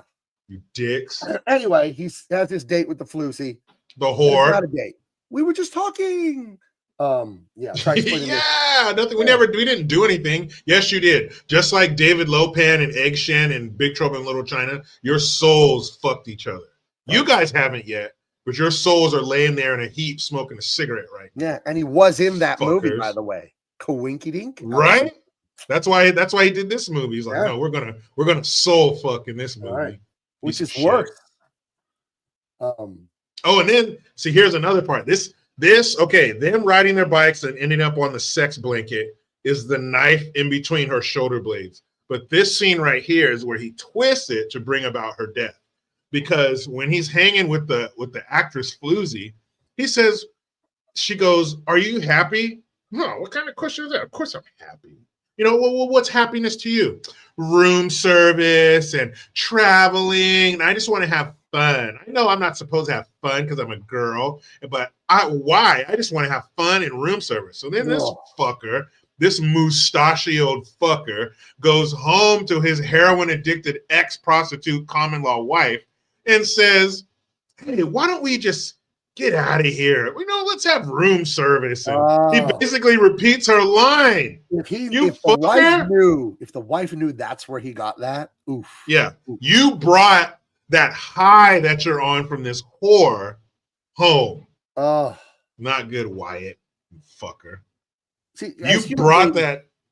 Romance and sexuality is the ultimate form of vulnerability, right? It's like the dog rolling on its back and exposing the belly. Mm-hmm. And like, that's why when you breach the intimacy, it's so painful for people, because they really were vulnerable for you and then with you. And then you're just like, yeah, I kind of like this other one better. All that stuff you show me you got, that's great, but I like this other one better. And it just like, it's a gut punch, dude. It's just dehumanizing. You know, it makes people feel like trash. It makes them feel worthless. That's like cheating and then trying the new sex move that you learned on that, and your wife's like, "You never did that before." No, fuck that. The deception. That's what gets me, is the deception. Dude. Wyatt. You bring home a new move. Hey, that's what he did. Let's go have a room service. She's like, "What?" She even laughed, like, "What are you talking about? This ain't you. You're not guy." He's like, "You're not no flighty fucking. You're not a flighty fucking hippie. You're a man. You're fucking wide earth, man. You know." Right. But now you're like, room service, and let's giggle across Paris. Fuck that. Fuck that. Yeah. He's all dreamy. He's like a little high school boy. Yeah, he took that high. He's on a high from this bitch. Yeah. And she's like, "Where you been?" "Out riding," which he was. He was out riding. But he didn't say out riding with. Someone was riding. With our souls were riding each other. He's like, I brain came. That's what I did today. Look at that look on his face. He wants to be anywhere but there. Oh, dude. He wants to have room service with his new girlfriend on the sex blanket. Can you imagine if you found out, Jericho, your wife came home and said some shit to you that some other guy was whispering in her ear? "I don't know, Jericho. I just think we should blah, blah, blah, blah, blah." Room service. How would you react once you found out where that shit came from? You know what? We were talking about Wild E. Coyote earlier, and I would take one of his moves and I would plant multiple sticks of dynamite under the house, and then I get that old school box that you fucking push down on with the plunger. Kaboom! Right. And we're all going to the angels, because you're out of your fucking mind if you think that we're gonna cohabitate after you brought home this shit you fucking got from this asshole, and you're gonna try to use it on me. Girl. She brings you the blanket, but you don't know where that blanket came from. Yeah, why is it all crusty on my side? Nah, man. People gotta lose their life over that. And that's just it. And again, I'll go to prison. Has anybody ever skipped into prison? I'd be the first one to skip into prison. Hey, fellas. Yeah, dude, it'd be like a Broadway production. I slide in there like the fucking Newsies. Happy to be here. What's up, fellas? Where can I get a shank? Songs? Yeah, where can I get a shank? Fuck that, man. No, we're going to prison with a smile, because there you go. I took care of the problem. Fuck that. No way. So later, I don't know if it's that night or the next night, they're running the casino there, and there's a racket outside because Powers Booth is drunk as a skunk, shooting his gun in the air, shooting at people, shooting the light on the street. You see, he shoots the light there. Oh, no, wait. I think he's on opium. Oh, is that? Oh, they were smoking opium. Yeah, smoking that shit. Now he's out there. Dude, he's out there shooting into buildings, shooting into the sky, shooting out the fucking street lights. You can't do that. He's zooted out of his mind on that stuff. You can't do that. So Have you like ever you mentioned, taken like a pain pill or anything like that? Like the oxycodone, hydrocodone, whatever? I never had any no surgery or anything to Well, require thankfully, I that. have not had surgeries, not been injured, but one time I pinched the sciatic nerve at the top of my right butt cheek because I fell asleep in my living room on top of a small throw pillow right under the small of my back. American problems. Sciatic pain is some of the worst nerve pain you can have. And it was on fire from the butt to your heel. My shin hurt and the front of my hip hurt like a dentist drilling without Novocaine. It was insane pain. I had to go to the emergency room and they gave me hydrocodone, oxycodone. I don't know what the fuck it is. I don't take a lot of medicine. Thank God. I don't take any. But if I have a headache, I'll drink some salt water. You know, I mean, that makes it go away like that. But I try not to take medicine if I don't have to. But I remember they gave me a vial of these, whatever, the oxyhydrocodone, whatever. It was like 24. Take 1 a day or 2 a day for whatever, blah, blah, blah. This is like 15 years ago. And as you know, I don't take drugs. I never have. But it is a heroin derivative, right? It's an opiate. And I took one hydrocodone, oxycodone, whatever, and I went, oh, this is terrible. Because you feel amazing. You didn't feel drunk or high or anything. You just felt pure happy. Just felt great. Oof, just felt like you got drafted in the NFL and got $100 million country. You just felt like you were walking on a rainbow. So I didn't finish the bottle. I'm like, nope, I'm not taking this. Because this is bad. Whatever. And you see now, years later, the people that made those drugs, aren't they all like going to prison or got sued or whatever because how deadly and addictive this shit is and horrible. But I remember I took like the first one I took, I was like, holy shit. Like this is, and I remember thinking, this is awful. They shouldn't make this. This is like a happy pill. Like you can't do this. People are going to get stuck on these. And then there was an opioid epidemic and a lot of people died. So, yeah, you had that one family that was making the oxy. Right. And you had doctors, military people. The doctors were just fucking writing these scripts. Like M&M's handing this shit out. Like nothing. And that's the scary part about it is it's going to give you that feeling that everybody wants. Like everything is fine. It just You're felt happy. Like pure happiness. But no fog, no drunk, no high, just a clear mind. Like, man, life is amazing. And that I just remember thinking, this is terrible shit. I am not taking any more of these. You know, so I took some ibuprofen and muscled through it. So, and yeah, but if you can avoid hurting your sciatic nerve, now, thankfully, that's the only fucking time that ever happened to me. Oh my God, that was horrible pain. So, yeah, man. And what's messed up is the doctor who's supposed to be looking out for your health more than anybody else is the one saying, make it all go away. So let me write you this prescription, man. Not to defend this stuff at all, because I do think it's whatever they're regulating it now. They're getting rid of a lot of it because it's so deadly and dangerous and addictive for people. This was 2008. I think I just started working at Warner Brothers, and like I said, I fell asleep like watching Saturday Night Live or something, and there was a throw pillow under the top part of my butt cheek. So when I woke up, I slept on the living room floor. I fell asleep watching TV with a little pillow got under me, and I guess it just pushed on the nerve all night. And it's like your leg nerve pain is like the worst pain, right? It's not like a bruise or anything. It's just electric fire pain. It was horrible. Yeah. And I have had the dentist drill and there wasn't enough lidocaine. Ooh. Boy, that sends a shockwave of pain through your whole body. I mean, like what was back in these days in the 1800s and late 1800s and before? What the fuck were you doing if you had a toothache? If you had a nerve issue in your tooth, what'd you do? Didn't they just give you a bunch of whiskey and yank that shit out? Well, when you wake up, it's gonna be throbbing. Pain is gonna be thumping. So they just take your whole fucking tooth out. What if you're out on the prairie? You're heading out here out west, and you're in the middle of the prairie. What do? You have somebody just fucking. You just bite down on a piece of denim, and they rip your fucking tooth out. Toothache. Go to a barber. Heather says that's the heroin high. I wouldn't know. I took this stuff once. I said I am not taking this because I knew enough to know. Like, again, I'm an anti-drug. I was raised that way. I tried mushrooms in high school, man. Like, that's not me. I'm not that guy. And I took this stuff and just like, wow, my leg doesn't hurt, and I feel a little too happy.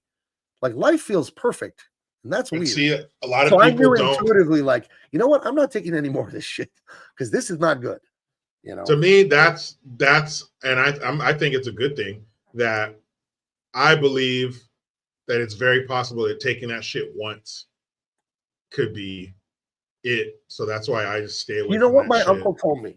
It was just, it's the most, it seems so dumb, but it's brilliant in its simplicity. When I was like elementary, middle school age, he was talking to me and my brother Abe about drugs and boozing and all this stuff, and he didn't do it either. A lot of people in my family are teetotalers, no drugs, no alcohol. That's a lot of people in my family are that way. And he said, "You know why I'm not a heroin addict, Gabe?" I'm like, "Why?" He's all, "Because I never tried it." I'm like, "What? Oh, if you don't do it the first time, you can never do it the second Because time." all it takes is that first time. Right. You see someone laying in their own poop and homeless and a beard, crazy. They were normal like you at one point, and they tried this shit as a party, right? Like, oh, that was really good. I'm gonna do it next weekend. And then all of a sudden, jump forward 3, 4, 5 years, they're laying in poop and ranting about the government is reading their mind, and because they cook their brain with drugs. I think my brother was a therapist, family therapist, worked with homeless, worked with all that. And so much of the homeless is mental illness, and it's induced by drugs, a lot of it. You know, psychosis from cocaine, methamphetamines. It does make people actually go crazy. So That's why my uncle's advice was, you can't get addicted if you don't try it. I'm like, hey, that's good advice. You know? I can't. That's why I don't believe when people say, "Oh, we're all just 2 or 3 paychecks away from being homeless." No, I'm not. Just because I lose money, I'm not just gonna start living on the street being homeless. It's drugs, man. These people on fucking drugs. That's What's the left-wing woke myth lie that they say the reason we have homeless is we have a housing shortage. No. Are you out of your fucking mind? No. Nobody's living under the stars because an apartment costs too much, dude. Yeah. And there is, if they were mentally sound, they'd just go move to Oklahoma or wherever it was cheaper, and they'd go somewhere else. They're on the street because they're mentally ill. It's really sad. It's they're not right in the head to choose to live in the bushes. There's something wrong. And the government's just like, yeah, good luck in the bushes, guys. Here's a fucking tent. We don't need sanitariums. We don't need therapists. Just go live in a tent like an animal. Yep. It's pathetic. In the richest nation in the world, it's pathetic, dude. And another common misconception is that there's not a ton of help. In a lot of cases, there is help, but what's the number one rule any shelter or facility you go into? No drugs. Right. Can't do it. But none of them are going to say severe drug problem, and they need help with it. Yep. Dude. None of them are going to turn around and say, "All right, Mr. Heroin, Mr. Fentanyl, Mr. Methamphetamine, Mr. Crack Cocaine, this is where we part ways. I'm going to go in here and clean my life up. Thank you very much. Goodbye." If it was that easy, they'd do it. Yep. Nope. Instead, methamphetamine puts his arm around him and goes, "Let's get the fuck out of here." Like, you don't need to listen to those shitheads. They don't know you like I do. Hey, I just think of what Charles Dickens wrote. Charles Dickens wrote, "There before the grace of God go I." Right? He's watching those people be led to be killed in the Tale of Two Cities. And he says, "There before the grace of God go I." That means, hey, that could have been me. I see the homeless drug addict on the street. That could have been me if I made some other choices in life. It could be. You know, you're not better than them. Like, we have to have compassion. I am disgusted as an American in the richest country in the history of the world. We got homeless people living everywhere like wild animals. It's horrible what we do to these people. Well, like, do they do bad things, commit crimes? Yes, some do. Are they making stupid choices? Yes, they need help, though. Obviously, they can't handle this. No one would choose to live like that. Eating. I saw a kid. He's like a good looking, like 18, 19 or young, and he looked like shit. His hair was all crooked. His clothes had that grease patina, and he was eating out of a trash can in front of a Mexican taco shop. What other kind of taco shop is there? In front of a Pakistani taco shop in North Park here in San Diego. I just thought, oh my God, like he's already like a drug homeless guy eating out of the trash. And he's got like those pink cheeks, like a high schooler, you know, like really white skin and he looked like a baby. It's just the saddest thing to see. You know, it's awful.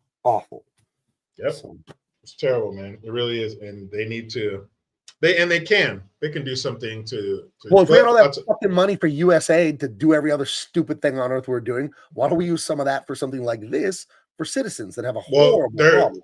They're going to. So Los Angeles, I believe, has the most homeless people in America. If certainly California. I don't know what New York City's looking like. But certainly has the most homeless people in California, but they will clean that up. And I'll tell you the year they're going to clean it up. 2028.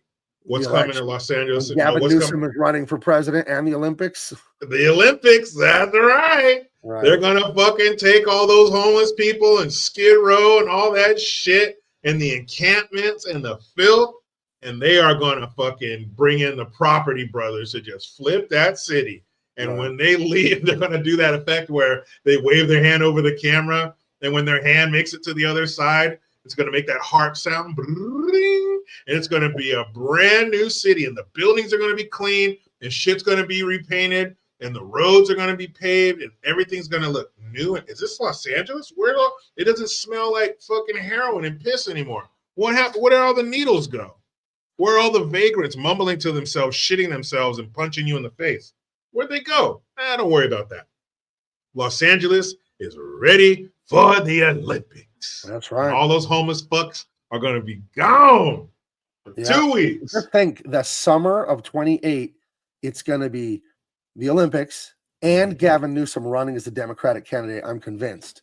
So they're going to have California in tip-top shape because the way it is now, they're going to run that against them. Like Lee Zeldin, the EPA commissioner, was here yesterday in San Diego. You know why? Because Tijuana has the Tijuana River, okay? It's not a river. It's a channel of sewage. Huge. There are 2 million people in Tijuana. It's more people than San Diego. San Diego's 1 million. The county's 3 million, but the city is 1 million. Tijuana has 2 million people, and their sewer stuff doesn't work at all. Hundreds of millions of gallons of poop water, filthy sewage water, pumps right out into the ocean right there. Yummy. And it touches San Diego. It is the literal border of our city, and it goes up into the ocean.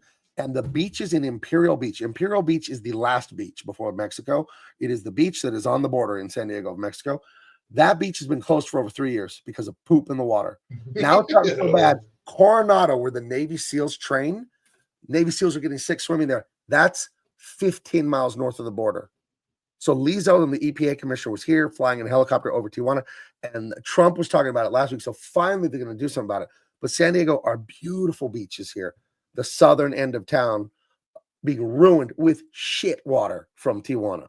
Horrible. Ew. Horrible.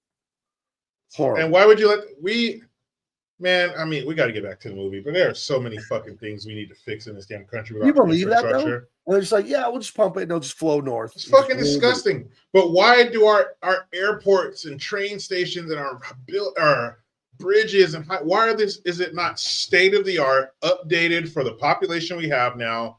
Oh, high-speed trains zipping all over the fucking country. Because USAID is just stealing the money and giving it to their other communist friends around the globe. That's why. But how is that possible, Gabe? Because USAID sounds like they're taking bags of rice and malaria medication to little African villages. What do you mean? USAID sounds so benevolent. Do you mean that USAID is actually something else? But since it sounds like aid, we don't question anything because it sounds like we're doing good stuff. USAID is two things, and they're both awful. It's the spread of communism and stealing all our money. That's what it is. Damn it. What's up, everybody? Are we going to finish the movie tonight? Are we looking at part 2? We are finishing tonight. Let's do it we gotta hurry up. I actually have to get up really early. We'll be done by 10. Guaranteed. Okay. I said it. Speed run. Let's go. Okay. Bam. Powers Booth outside. He's high on heroin, shooting shit in the air. They're like, hey, sheriff, what are you going to do about it? And the sheriff's a different guy, not this guy. This guy is the this guy's the county sheriff, right? Oh, yeah, he's a pussy. He's the county guy. He's not the city guy. So they send the city guy out there, this old man with the white beard, and fucking Powers Booth shoots him in the heart and kills him. Yeah. Ned after he fucking kills him. What a dick after he shoots him. And then Earth comes out and fucking cracks him in the head with like an 8-pound gun.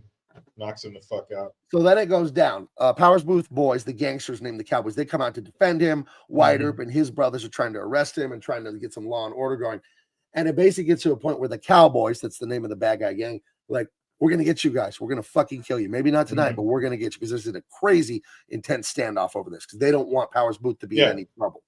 And he puts a fucking cannon, a hand cannon to what's the dude's name?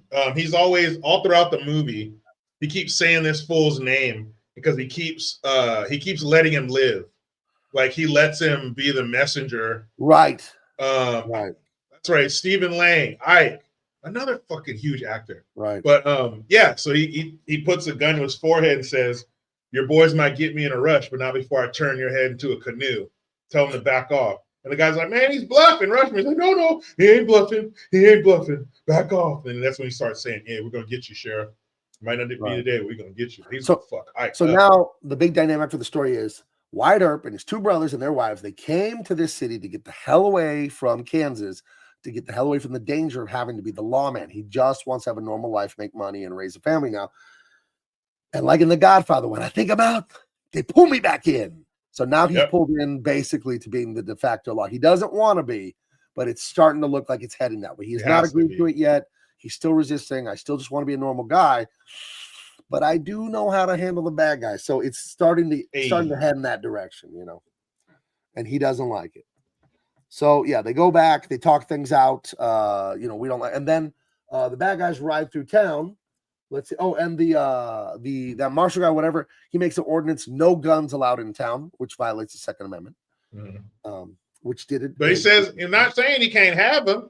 You just can't have them in town." Right. Like, fuck this, man. This is America, Russia. Like these guys, and we feel your pain. Imagine being now in California, guys. You think you got it bad? Shit. Right. Think you fucking got it bad? I don't think you can say gun in California, can you?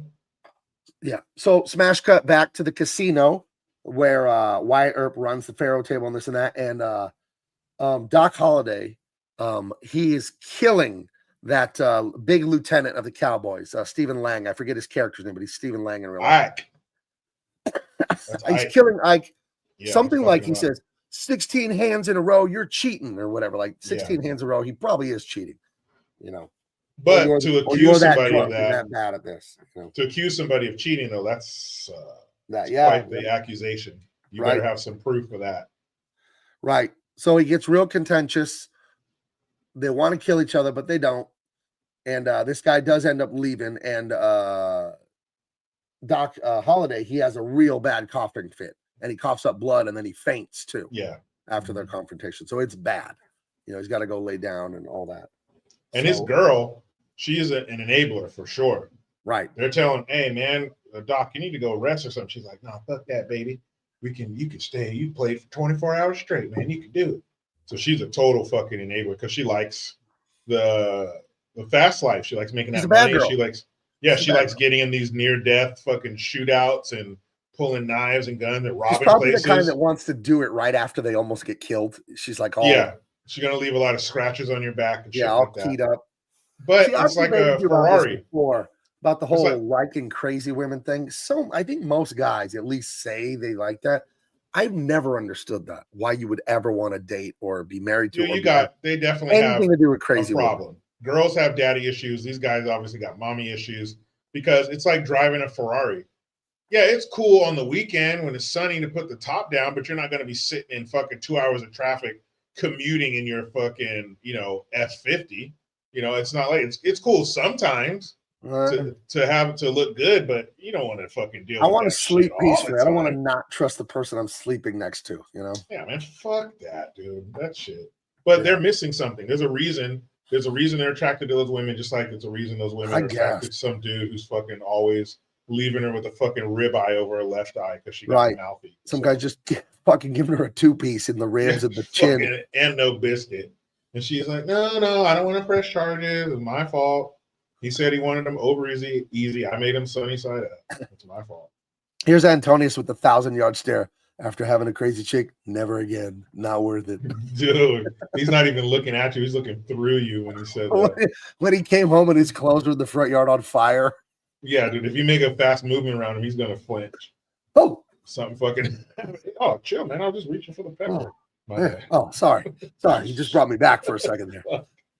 Dude, some abusive bitch. And it's weird. And the reason that domestic violence is funny when it's a woman on a man is because a man has the ability to stop it, but he doesn't.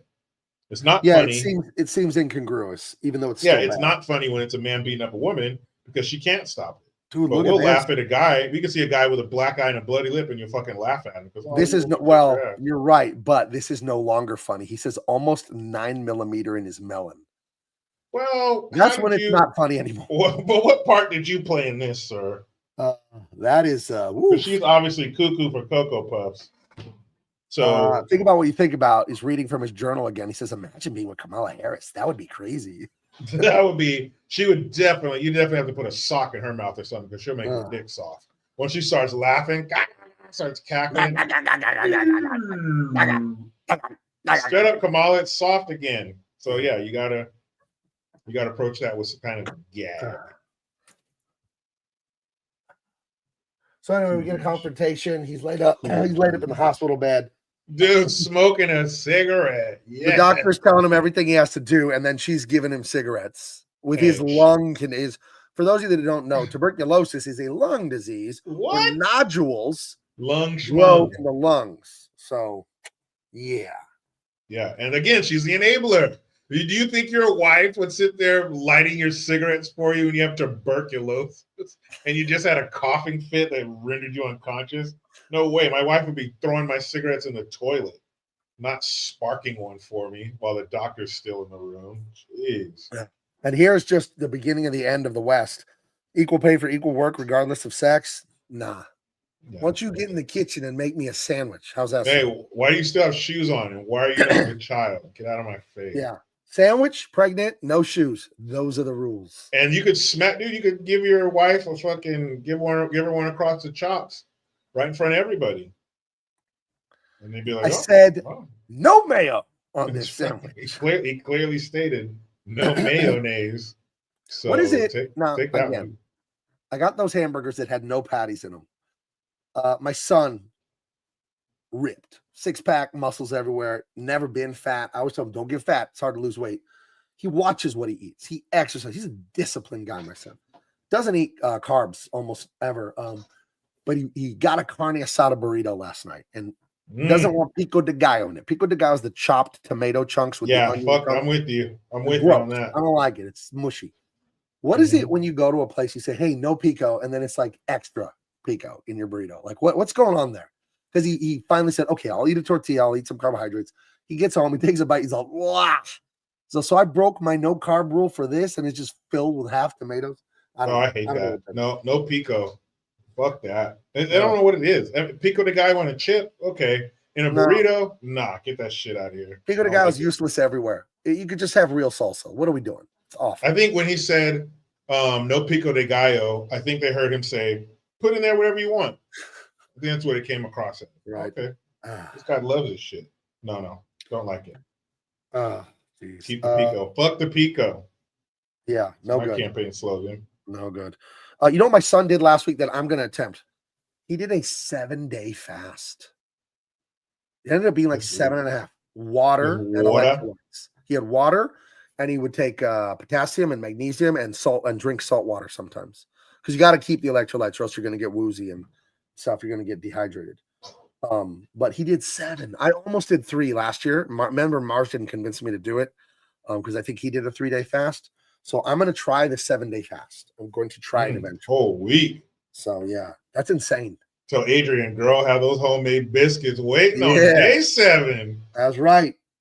Yeah, get ready. You just wake me up with a platter in bed on day 8. You just wake me up, breakfast in bed. Need a tarp out there filled with food. Tarp first and then biscuits. Ooh, tarp. Baby, I need that tarp and biscuit. Really? He knows a good amount of people that are homeless out of choice. That's interesting. Drugs and that lifestyle of I don't have to be anywhere. I don't have to do anything. If you live in California, they'll give you a fucking food card and money card. Heather says you can have bone broth too and black coffee. He had black coffee, salt water, and then just potassium and magnesium pills. That was it. So I made it to day 3 on my fast, and I came up like 6 hours short because I felt like I was going to pass out. But I realized it was a lack of electrolytes because eating carbs and eating things and all that, you're getting those trace minerals, and you have to have potassium, magnesium, calcium, sodium in your blood, right? You need that for the balance of the hydration. And after a few days of no food, it's very low. So I should have had salt water and maybe, something else, potassium pill or something like that. But I cracked. I was like 2 and 75% of the 3rd day. And I went to the gas station, bought an orange juice, and I sprung right back to normal consciousness. So, but I'm going to go for the 7 because I saw him do it. It was inspiring just from a discipline standpoint, and I do fast occasionally for religious purposes too. So There's Well, we an have interesting thing that's a mystery to me, a Bible mystery. I think it's in the book of Matthew. There's some, I think it's some of the apostles with Jesus, and they're not with him at the time, but he shows up and they said, we were trying to cast these demons out of people and it would not work. And he said, for these kind, you have to fast. And then it's never explained. They don't go any deeper on it. But I thought, I know that fasting is like a sacrifice, right? It's a sacrifice to God, the suffering of all that. So I do think it's from a religious aspect, it's good to fast and pray and stuff like that. So, but then also from a health standpoint, it's very good to fast too occasionally. So I am interested. 7 days, man, that's intense though. That's a long time. Yeah. What's the longest you ever went? You ever done like 2-3 days? I think I've done like 5 days. Wow. Mm-hmm. Wow, that's insane. It was insane. That was just from being young and broke. Wow. Oh, jeez. Yeah, So, the longest I ever did was the one last year that I almost got to the 3rd day, almost. So I think I started it on a Wednesday night after Matthew came on this show, and then I ate again on like Saturday or whatever the 3rd day would be. So yeah. So yeah. Anyway, moving along here. Let's see. yeah, we have 8 minutes. Oh, he finds out that his brothers have decided to become local lawmen, right? Yeah, because Sam Elliott was like, look, man, he's like, it's almost like we're profiting off of it, you know, because we're running the saloon and shit like that. And he's like, we're contributing to this and we're profiting off of it. And we need to do something about it. We're causing the problem. And Wyatt Earp is just the whole time like, no, fuck that. It's not our problem. We did our time, man. Fuck this. Let this town, let's just get our money. And we're businessmen. It's not our problem. They have a sheriff, or they did, but they have a county pussy to do all this, and the marshals can come. He's like, nah, man. He's just like, nah, we can't do that. It's not right. And so Bill Paxton, he's like, man, you got to back your brother's play no matter what. Right. He's like, right or wrong, man, we got to back him up. We can't let him do this by himself. And this because is that the Cowboys are there tripping and nobody's doing shit. And this is that famous historical thing you've all heard of, the shootout at the OK Corral. So there was the OK Corral was a corral somewhere near the town or in the town. And they said the Cowboys are all there and they're hanging out. And then, of course, Doc Holliday comes out and he's like, I got you guys. I'm with you. So they're going to be the gang of 4 and go down and they're going to go arrest the Cowboys, who none of the Miser said in the chat they're the Clanton gang. Maybe that's who they are. I heard him kept being called the Cowboys in the movie. Yeah, no, because that's Ike's last name. Oh, he's Ike Clanton. Okay. Ike Clanton. So, now, I got a hilarious one for you. I know I keep delaying the movie. My granddaughter. Oh, yeah, and then Billy Clanton, Ike Clanton. She loved. My granddaughter's almost 2.5, and she loves birthday candles, and she loves to sing Hachu. Hachu is happy birthday to you. Happy birthday, Hachu, Hachu. That's what she's always, happy birthday. So I'll light a candle in the kitchen randomly when she asks me. She says, Bubba, Hachu? So I'll light a candle and let her sing and then blow it out. I'm watching this movie, and she's wandering around the living room playing, and she sees the build. There's just a random building burning down, and there's guys running and throwing buckets on it. And she sees the fire, and she turns to me and goes, happy birthday to you. That's a big Hachu right there, girl. That's a big one. Yeah. So she did not understand that this was a bad thing. So, yeah. Fires need to be put out. Right. She gets it. That's a cold shot right there, man. That was in the previews back in the day. Was it 93 when this came out? And that was part of it. Them walking down there, you know, with the fire behind them, the all black. I mean, dude, that's just sick. Yeah, that's a great shot. Mm-hmm. Great shot. So yeah, they head down there. That county, like marshal or whatever, he's the big dog with the bowler hat, and he's like, he's a puss. He's a politician. He's not really. He's useless. He doesn't actually help the law. He's just a politician. He's supposed to help the law, but he's just in it for himself, is what it seems. He is in a house right next door to the OK Corral. Those windows on the right, if you shoot through them, you'll go right into the OK Corral out there. Mm-hmm. I don't know how historical that is, but that's where he and the actress lady seem to be hanging out and talking. Yeah, he used to hang out with the ladies. Yeah, he's trying to go horse riding and blanket laying. Mm-hmm. You know, and you can see right there, Ike, he dips his head in the trough of water. I'm sure he loved because they were all drunk. They were all hungover. Yeah. Remember, Wyatt Earp said, "Well, let's go now because they're all hungover. They won't put up a fight or anything like that because they've been drinking all double." Right. In the heat. Oh man, he probably wanted to fucking throw up in that water. Right. So they have a face off. They have a mustache off. Well, that's what kept everybody else scared. Look at all that stash. Look at the chins and mustaches in this photo. Now, what a ladies, great shot. any ladies watching, don't stare at this long. Yeah, okay, you'll get pregnant. Ovulation will begin if you stare at these chins and mustaches. Even if you went through menopause, you will get pregnant. Right. So careful. Great shot. The stashes right there. Three brothers, Virgil, I love it. Morgan, and Wyatt Earp, about to get down. And he's telling him, hey, Virgil is like, hey man, we don't want to do this. We don't want death. Just put your guns down. And Wyatt is watching. He's watching every movement of these fuckers. And he sees a dude putting his hammer back and he knows it's on. And he goes, oh shit. Well, boom. Who's and it's the guy on. in the blue? He played Sandman in Spider-Man 3 with Tobey. That's what's his name? Hayden. Right. Thomas Hayden. Thomas Hayden Church is his name. Right. He's one of those 3-name guys. Aren't so 3-name guys usually presidential assassins or something like that? Yeah, John Wilkes Booth, fucking John Hinckley Jr. Even though he didn't kill him, he still tried. I don't know what that bubble-headed extra chromosome piece of shit that tried to kill Trump was. But you see, like I mentioned earlier, he always lets Ike live. He always lets Ike live so he can go tell everybody else. Fuck. And he's got that great line later, way later, after the brother gets murked. You tell him I'm coming, I'm bringing hell with me. And that's what he was telling was Ike's stupid ass to go run back and tell him. But yeah, these dudes are about to get smoked. You got a great shootout. The choreography and the cinematography are great in this.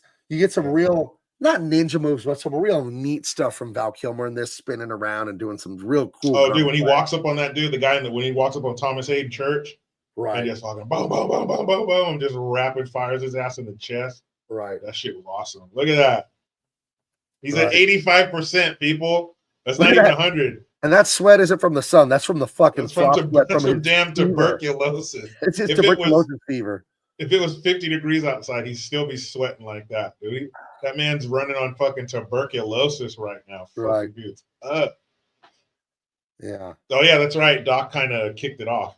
Because Doc, he likes this because he's so confident in his abilities. He knows he's going to fuck these dudes up. Why not?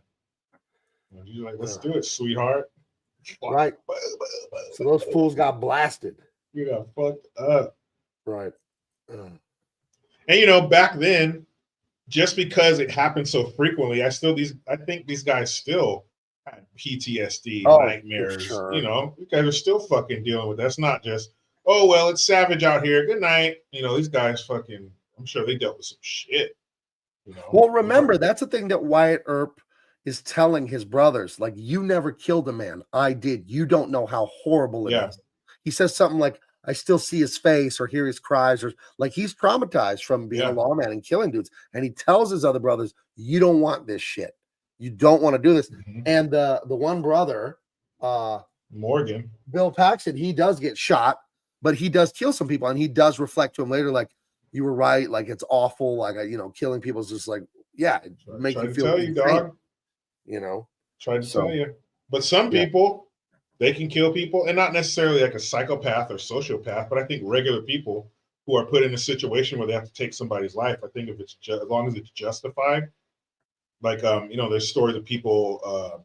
I read a story about this guy who moved into an apartment, and the guy who lived there before him did something fucked up to another guy. So when the guy got out of prison, he came looking for him, and he kept telling him he doesn't live here anymore. The guy didn't believe him, so he ends up punching the dude in the face. The guy falls over the railing and dies. Oof. On the apartment complex. But because it was justified, the guy had a bat and was like about to come in his house and split his head open. It was justified. So because of that, as far as what he said, that's why he's able. So I don't have nightmares or nothing. I don't even think about it unless somebody brings it up. But I think that was his saving grace, that it was justified. Even a criminal, if they kill somebody over some bullshit, that's gonna fuck with you. Yeah, it's the justified thing. In the house I used to live in, it was a duplex, and my next door neighbors, a house, 2 houses down. So it wasn't it was my next door neighbors, I think. They had windows in the living room by the front door that touched the ground, basically. And a dude was partying. He was an alcoholic. He had been sober for years. Then he went out and got drunk in Pacific Beach, which is the college party neighborhood. I think he got drunk and took drugs and everything. walked home to the wrong neighborhood, which is my neighborhood, shit his pants, took off his clothes, and tried to get into his house, which was nowhere near where we lived. But he was so drunk, he thought this house was his, opened that window in the living room and started crawling through. But the people in the house heard him struggling to open the window and came and like they hit him with stuff and called the cops and got arrested. But I just think this guy, he didn't have bad intent. He was drunk and he was confused. Oh my God, what if the homeowner had a shotgun or a gun and just shot him coming through the window? He's dead. And it would have been, I'm not a lawyer, but maybe justified. And like he gets killed on a mistake, dude. Like, because he got drunk and went to the wrong. When I was in college, someone was banging on our door and trying to open it 2 a.m. because there was a bar about 4 blocks away. And it was a young Mexican guy. And he was shit-faced trying to get into our house because he thought it was his house. You know what I mean? So we didn't open the door, told him to fuck off, called the police. The police came and arrested his ass, you know, so. But if, you know, I mean, especially a naked guy trying to climb through your naked fucking with window. poop on him, with poop on him. Oh, dude, no, you're getting lit every fucking time. He's lucky that, you know, that maybe. Well, when I was in the house, have a the guy gun or was trying to whatever. come in college, the house I lived in with my wife and my 2 small children, my brother lived there too. He's lucky he didn't come inside the house. You know, he's just, I'll put it that way. We were ready. Yeah, we got fucked I'll up. put it that way. Me and my brother, we were ready. So, dude, we get fucking destroyed, man. That's, I mean, and it sucks. It really sucks for the family of the guy who would have gotten blown away and the guy who blew him away, because it turns out he wasn't here to hurt us. He just fucking got shit-faced, ended up splattering again. Now the Meister brings up a good point. Sounds like a case for St. Bernard Sanders. Welcome to the show. We haven't seen you in a while. How are you doing, friend? Oh, I'm doing great. Good to see you guys. Right back where I belong. St. Bernard, Bernie Sanders. Now, what do you think? Now, I know dogs are not too afraid of poop. They kind of like it. They eat it off the sidewalk sometimes. But if a guy was coming through your dog door at your house, well, do you call it a dog door? Since you're a dog, don't you just call it a door? Anyway. It's just a door. Right. So we don't say, wait, was that offensive for me to say you have a doggy door? If you say it again, yes, it will be. Okay. That's your word, right? You guys can say it, but we can't say it, right? Just like that other word. Here, I'll say it for you. Never mind. If someone was coming through your totally regular door, but they had a little like poop and it's like 2 a.m, but they thought they were going to their home. They didn't have bad intentions, and you know, eliminated them. Have you ever had to defend a case like that? Have you ever dealt with one like that? You know what? I have. This young man came home from the bar, and there was a gentleman banging on his door, kicked the door down. The guy took a step in, and he got his head blown off. Wow. Was he also covered in poop? He was, from head to toe. He even had some in his mouth. Oh, no. Yeah, the case of the shit eater. The case of the shit eater. Yeah, it's really famous amongst us dog attorneys. Is that where the saying he had a shit-eating grin comes from? Yeah, that's where it came from. The guy rubbed it all over his body and then started to consume it. Oh, my gosh. Well, I guess they put him out of his misery. He couldn't have been too happy living like that. He wasn't, but before he died, I got a good sniff of his ass. Oh, wow. Well, you didn't even have to use the ass. You could have just smelled him anywhere. He smelled like ass. His whole body. Oh, I like getting inside of the ass. Oh, you're a real like nook and cranny kind of guy? That's where I get all my information. You humans shake hands. You have profiles on Instagram, but us dogs, we do it old school. You turn around, I stick my nose up your ass. All right. Now, are you more of a nook or a cranny man? Which way do you go? You know, when I was young and stupid, raising my leg, pissing here, pissing there, I was more of a nook kind of guy. Okay. But after more of the dog years roll by, I find myself a big fan of the cranny. Of the cranny. Okay. I've heard that. I've heard like, hey, if you don't like nooks when you're young, you have no heart. And if you don't like crannies when you're old, you don't have brains. I've heard the saying like that in the dog community. That's true. And on my birthday, I like a good granny cranny. Whoa. Well, Yeah. you're hanging out at the bingo hall again, huh? Yeah, lots of mothballs and hard candy. Okay, a little Werther's original. Yeah, like that granny. Oh boy, yeah, that good granny goodness. Oh, you You never. haven't had cranny till you had it from a granny. Hey, All right, guys. Well, thank you. cranny things possible, eh? Right. Oh, guys, it's St. Bernard Sanders. If you need legal services, call 1-800-SNIFS-A-LOT. And how do you set what sort of payment? And kick those nasty thoughts. Right, kick those nasty thoughts. And what kind of payment are you accepting now? Well, we've updated things since 2025. Before, I would just take a nice sniff of your ass. But we were talking about it in the beginning, talking about eating shit. If you have a nice cat turd, you bring that in, I sniff your ass, eat the turd, and we're even. All right. You can't do better than that for legal services, guys. All right. It's pretty cheap. Go to a playground, dig through the sand. They're perfect. It's like the truffle of the urban landscape. The almond roca. The great St. Bernard Sanders, everyone. There he goes. There he goes. Dude, good legal help. Yeah, no, he's a legal scholar. He's done a few contracts for me. You know that? So, yeah. But time to make that payment, though, you know? Yeah. So I got to get a cat.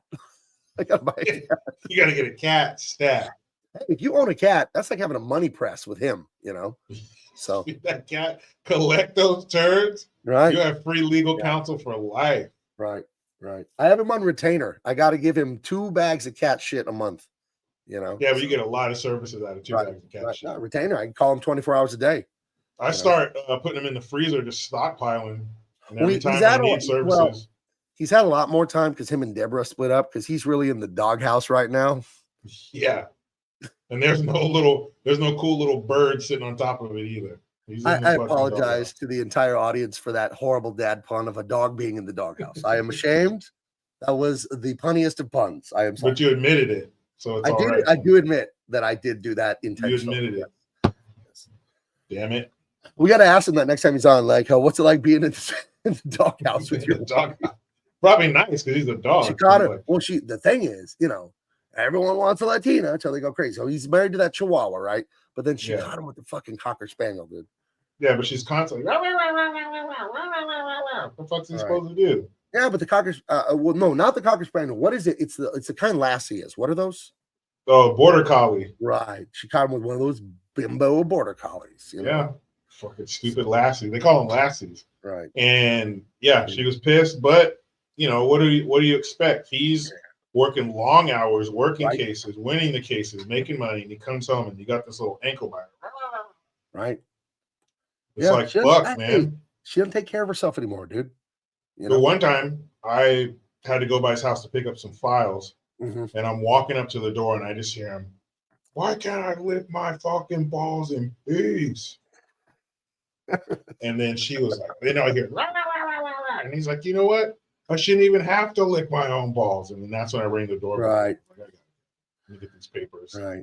Yeah. You try to make noise before you like approach people arguing, so they're not like, they don't think you're sitting there listening. That's what I try to do. Right. Yeah, it's weird. You try and you're walking up the step and you hear all the fighting. You just kind of wait till it's over and then act like that's when you showed up. Like, oh no, I didn't hear anything. But he didn't just give me what I wanted him to do. Open the door, give me my files. Like, we're busy. Get out of here. Right. But then when he opened the door, he goes, "Oh, perfect timing. You tell me if I'm wrong." And he starts explaining to me, and I gotta take a side. Right. And before they got married, she used to be a lawyer too. So this bitch can argue too.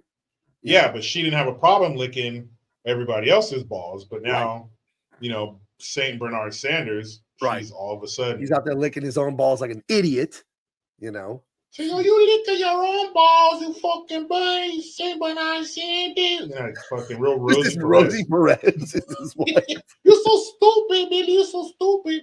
I was like, fuck, dude. I feel bad for him. Yeah, I hope he's all right. He will be. I don't know. We know he'll go to heaven. So yeah, that's true. He told me he's had Alpo every night for 2 weeks.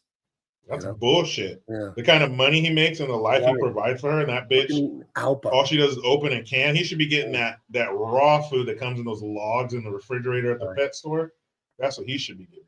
Right. Whatever. He And made then his choice. he told me he thinks she's up to something with that boxer that lives next door. He has his ears clipped so they're all pointy. He has the little tail cut like a stub. He's all, you know, like 40 pounds of muscle, the stupid boxer dog next door. Yeah.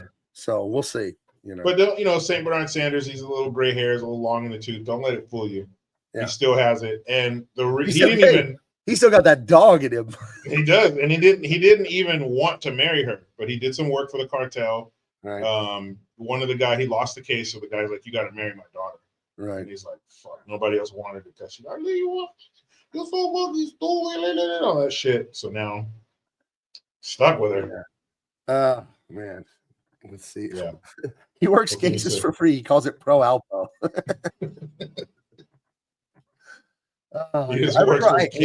When I was 6 years old, I ate some dog food, not like one nugget, one kibble. There was at the bottom of the stairs at my grandparents' house, the giant 50-pound bag of all the kibble, you know? And I'm like, what does this taste like? So I walked down the stairs. I'm like, bah! Just like spit it out everywhere. Dude, you could live off of it. You like think dog food. It doesn't taste horrible. I've eaten like milk bones before. Those are pretty good. Yeah, I wouldn't know. It just tastes really healthy. It tastes like it has a lot of like fucking. It's like food from shit. Sprouts or Trader Joe's. Yeah, it comes like it tastes like you would like weigh it by the pound and scoop it out of one of those fucking grain-free, sugar-free, fat-free cookies. Like, well, what the fuck are they made out of? Sign me up. That's what it tastes like. But I never had wet dog food. No.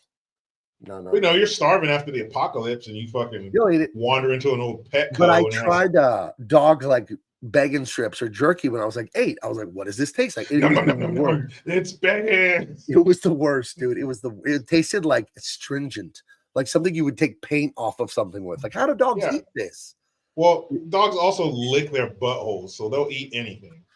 But I mean, it's like Crocodile Dundee said, you can live on it, but it tastes like shit. True. You know, in a pinch, all you got is a bag full of bacon strips. You're gonna do it. I hope they get back together. It's bacon. I hope they get back together. Anyway, so they had the shootout. The one brother got shot.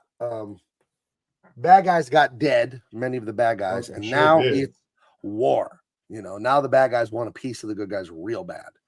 You know, so they walk around, they're intimidating each other. You know, just kind of scary tactics, stuff like that.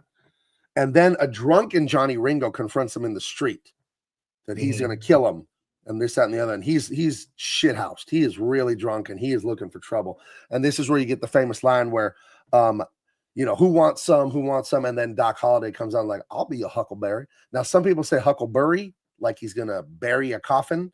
Some people say huckleberry, like the delicious succulent fruit. I don't know. I think it's huckleberry.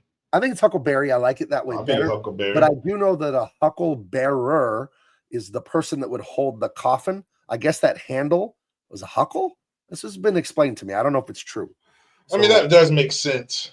I'll be a hucklebearer. Well, if I'm going to be a hucklebearer, like I'm going to carry your ass to your grave. I get the insult, you know. So yeah, that probably makes more sense. But we just heard it as huckleberry. The way I look at huckleberry is like Huckleberry Hound. Like if someone's a huckleberry, they're an idiot, right? Yeah. So if you're saying, I'm going to fight you guys, I'm going to kill you, like I'll be your dumbass. You want to get dumb? We can get dumb. That's what it also could be like what he's saying, you know, like kind of a mocking, like defiance, like a mocking defiance. So it works either way. But I think it's the only huckleberry anybody knows. Well, Huckleberry Hound. Oh, my darling. Oh, my darling. I've only used huckleberry referring to that cartoon dog or this movie. That's it. There's no other scenario where you're saying, actually, honey, hand me that huckleberry. No. Huckleberry pancakes. A huckleberry is that's a real berry? A huckleberry. Fuck you fucking huckleberry. Huckleberries are small round berries similar in appearance to blueberries, but with more tart and complex flavor.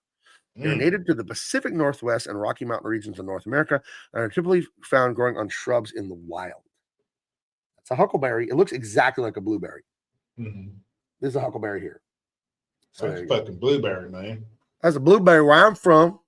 Where I'm from, we call that a fucking blueberry. Shit, I'll tell you what.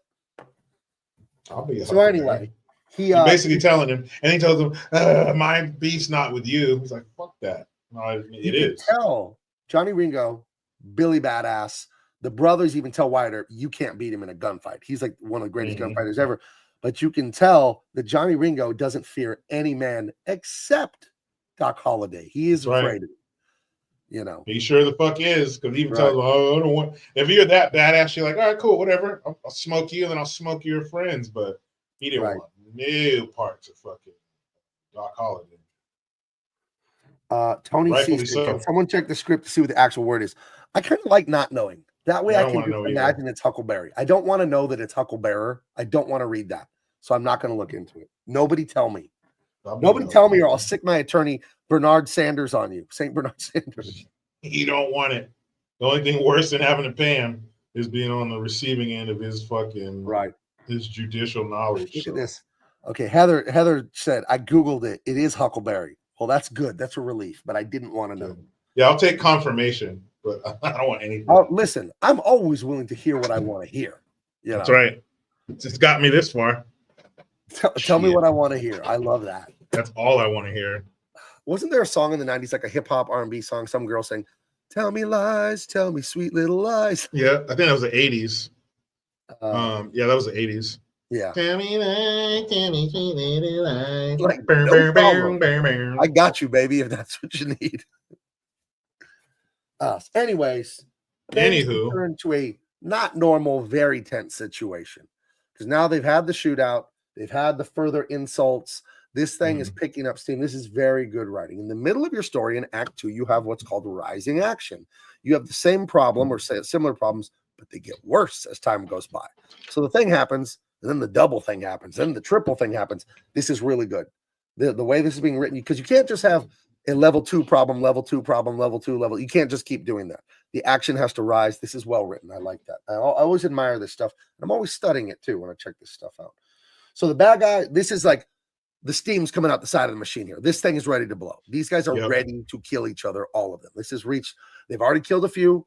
They've insulted their, their male, honor and respect. And that was everything back then. Now not many have any self-respect, which is terrible, but their honor and their word, that's been decimated. It's everything. Yeah. That was everything. That's why a life could be taken over an insult. Like, you're a liar, you're a thief. Right. Today, we don't give a shit. But back then, that was everything. And if you besmirch somebody's reputation, prepare to defend your life. And that's how they run into Wild Bill and the other guy. Some dude has called him a liar and he's shooting his ass in the street. Like, that's laughable to us. Even if you went to court, he called me a liar, judge. The judge is not going to go hit the gavel. Well, you're justified. No, they laugh at you and send you to prison for the rest of your life. So yeah, man, that was everything. I agree. I don't think you should kill someone because they called you a liar. That seems insane to me. But you also probably wouldn't agree with somebody shooting someone over a horse. No, I wouldn't. No. Nowadays, but back then, a horse is the difference between life and death, man. Fuck that. Isn't it like, couldn't you just get him to give the horse back and put him in jail? I mean, I guess you could, but I think horses were that crucial to life. It was for farming and traveling. Yeah. If there's any kind of emergency going and in the work condition, it was food. It was meat if you had to. So to take that away from somebody and probably sentence them to death, and it was so swift. There wasn't, we're going to be on trial for 6 months or 5 years. It was like, you fuck up at noon, the next day at noon, you're either going home or you're going to hang. That's hang 'em high. Yeah. Wasn't no GoFundMe for the criminal getting joined. Nope. And it was an event. There were vendors and families and children. It was a lesson to be taught. You fuck around, you're a bad person, you steal, you kill, you're going to be at the end of this. I wouldn't take my kids to see that. That's so weird. They did, though. I know. They did. I told you one time there was a squirrel run over in the street, blood and guts everywhere. And my kids were, 3 and 4 years old or whatever. Yeah. And I was telling my wife, I will stop the car. I'm going to show the kids this squirrel. Yeah. Hold up its little dead head. And I'm like, no, I'm going to, this is why I tell you not to run in the street. This is what can happen. He's like, do not. She flipped out on it. I think I was right. You should have got out of the car, went and picked up that little squirrel, went to the window and be like, don't run across the street, kids. Like that. That way you're sure to traumatize them. Yes. Yeah. I think so. A little well-intentioned trauma is good for kids. Your heart Heather was in the says, right place. going to the hang 'em high for the horses. She says not every place had a sheriff. That's true. Most places probably didn't. And none of the mice says in the desert, horses life. That's very true. I'm listening currently to the Brian Wilson autobiography, the genius of the Beach Boys. And unfortunately, their father, Murray Wilson, was a very complicated man and sometimes quite verbally and physically abusive. And he would really like smack the kids around and yell at them. The Wilson brothers, the Beach Boys. He hurt them a lot growing up, but he was also helped them a lot. He was the main guy that produced all their songs in the beginning and helped them get their record deal. So Brian Wilson and his brothers were very conflicted on their father. He was very abusive, but he did a lot for them, and it's really sad. But the dad lost his eye in a factory accident when he was a young man, and sometimes he would rip the glass eye out and make them look into the pinkish thing to like torture them when they misbehave. Golly. That's a little unbalanced behavior. You know what? So I have a story similar to that. When I worked at the post office, it was between high school and going into the military. It was for like holiday help or something like that. And one of my supervisors' name was Leroy. This dude has to be dead by now because he was like 60 something. This is back in like the late 90s. And he had a glass eye. He stepped on a landmine in Vietnam. Ooh. A lot of those guys were Vietnam vets and should have worked at the post office because, they got priority hiring and shit. Right. Well, you get your rank. Your rank transfers into the post office, like your pay grade. Yeah. So, there's a lot of ex-military, a lot of Vietnam vets there. The one guy named Elliot, he almost got shot in his dick. And he's all, I was standing on a tank and I got hit. And the first thing I did, I reached down and felt. I was like, oh, my dick's still there. And but this dude, Leroy, there was a separate trailer, like those portables at a school or something. And that's where we would call throwing letters. There would be different slots, and depending on the zip code, you would throw it into the different slot, and then the mailman would collect it from the other side and deliver it. And so one time Leroy comes in, he's just fucking around, and he goes, I'm gonna keep my eye on you. And he takes his eye out and he puts it, his glass eye, he puts it on the box facing everybody and fucking walked out. He left his fucking That's hilarious. But we weren't children. So you weren't being screamed at by your father who pulled his eye out and said to look into the hole. He was not my father, and he'd not make me gaze into the goo in his fucking head. But that is so fucked up. Yeah. Some parents are fucking monsters. Yeah. I don't know how you could be cruel to children. I understand children need discipline and structure, and I gave my kids, but like outright cruelty feels like hatred, man. It doesn't feel right. And your kids, not that it would be okay with somebody else's kids, right? But it's your kids, right? None the Miser says Brian Wilson's life was crazy even by 60 standards. I always have liked the Beatles the Beach Boys since I was in high school, but I bought their greatest hits album like a month ago, and I'm just obsessed now. I'm like watched so many YouTube documentaries. I bought Brian Wilson's autobiography. Now I bought Mike Love's today, so I can listen to that while I'm drawing. And I just want to know everything about it. And they're fascinating, these guys. But Brian Wilson, he's still alive. He's like 83. And what a sad, sad life. He had so much anxiety problems and fear. He heard crazy voices since he took acid, and then he heard scary voices for years after that would tell him they were going to kill him and kill his family and all this stuff. And he had crippling anxiety. And they were at the top of the charts. They were the #1 thing in America. And 2 years into that, he just had an insane mental breakdown, panic attack, and he never toured with the band again. He would stay home at the studio. He would write all the songs, arrange all the music in the studio. I think probably the greatest American musical genius of all time, Brian Wilson of the Beach Boys. But his crippling like anxiety and stage fright and all that, he just quit touring, and they got that other guy to replace him in the live band. But he got a lot better. He got off drugs, this, that, and the other. And he did do touring in like the last 20 years. He's like 83 now, so I don't think he does anything now. But fascinating guy. Fascinating. If you can look into his life, check it out. Really like an American fucking icon, this guy, so crazy. And like the Jacksons too, right? Their dad was super fucked up and did fucked up shit to them, and right. And was the dad? Here's what I suspect: was the dad a frustrated musician who never made it?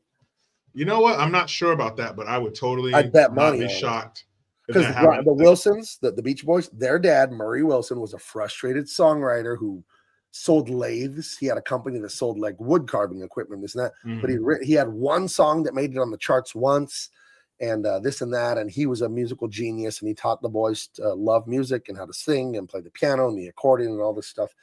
And a tortured guy. The dad seemed tortured, and then it turns out the dad, the grandfather, he was an abusive guy that would smack the dad around, and so it's like that cycle of abuse that just keeps going, right?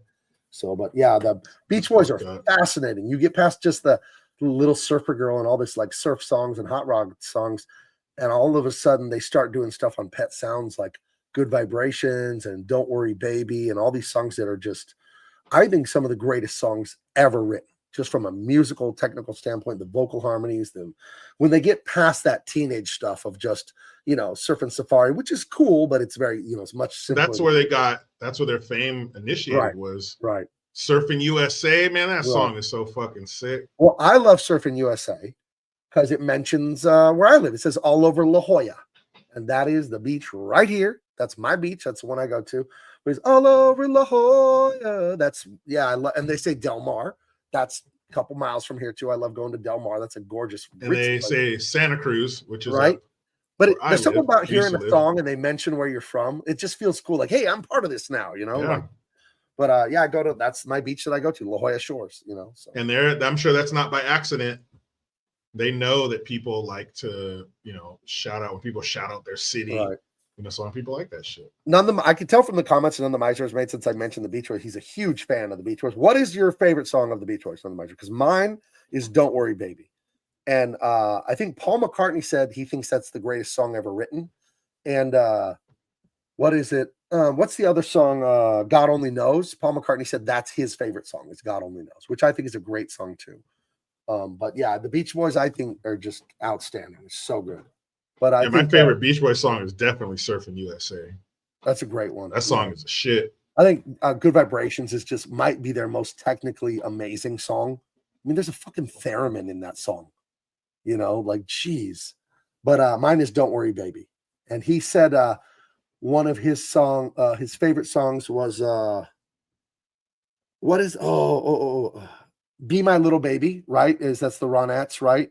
Be my. He said he heard Be My Little Baby, produced by Phil Spector, the legendary music producer of the Beatles and all the great bands. Right. And he, maybe. Interesting guy. We'll put it that way. He said he heard Be My Little Baby and he wanted to write something as good. And that's why Don't Worry Baby, he wrote it for those girls and he wanted to give it to Phil Spector, and Phil Spector didn't want to buy that song.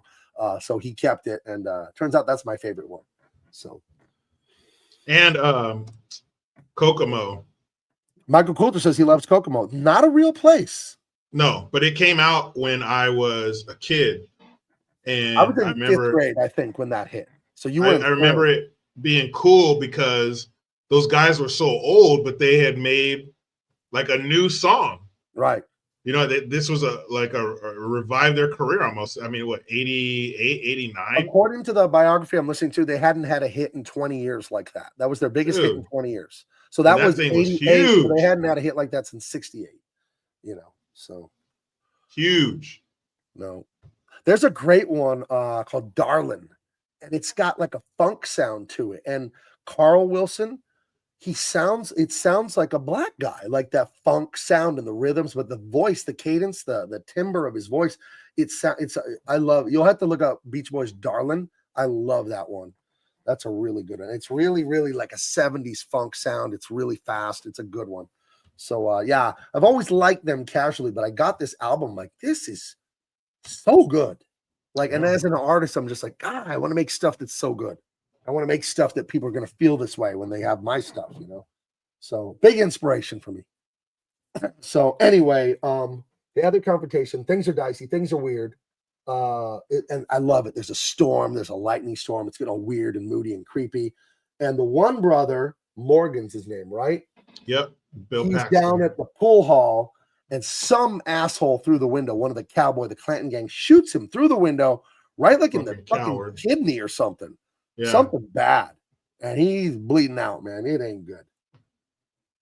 And they drag him in, and there's a brutal scene where the doctors pinned him down and Kurt Russell's pinned him down, and they're digging in there with the forceps or whatever, the tweezers. And he's like, the bullet's too deep. And the brother's screaming his head off. Because you could only imagine if someone's sticking tweezers for an ear. into your back trying to pull a bullet out. Ouch. Oh, Yeah, like I said earlier, hey man, we ran out of anesthesia about 2 weeks ago. right. So you're on a dude. Imagine how that feels. They're just holding you down. That's all they got. Some guys holding you down on the table, and they're trying to dig a slug out of your fucking kidneys. Remember Man. when I have big baby here. She's 2.5. Remember when your kids were babies and you had to cut their fingernails or brush their teeth and they didn't want to cooperate and they start screaming and thrashing? As parents, one will hold the baby and then the other one will do it, right? That's how you get it done. And you feel real bad because the baby doesn't know and they're freaking out and they're screaming. You're like, no, I got to cut your fingernails. But they're terrified and they're struggling and it's sad. You know, you're trying to help them. Now just imagine like forceps 3 inches into the meat. Trying to pull a bullet. How much worse that would be You're trying to hold a grown man down. You're trying to hold your brother down, and you know this is hurting him worse than anything. You know. Ay. Yeah, terrible.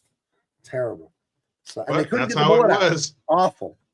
That's how it was 100 years ago. Awful. And the brother has a great death. The brother, because they asked him, like, what do you think God is real? What do you think the afterlife? What do you think it is? Remember? And then they have that conversation way earlier in the story.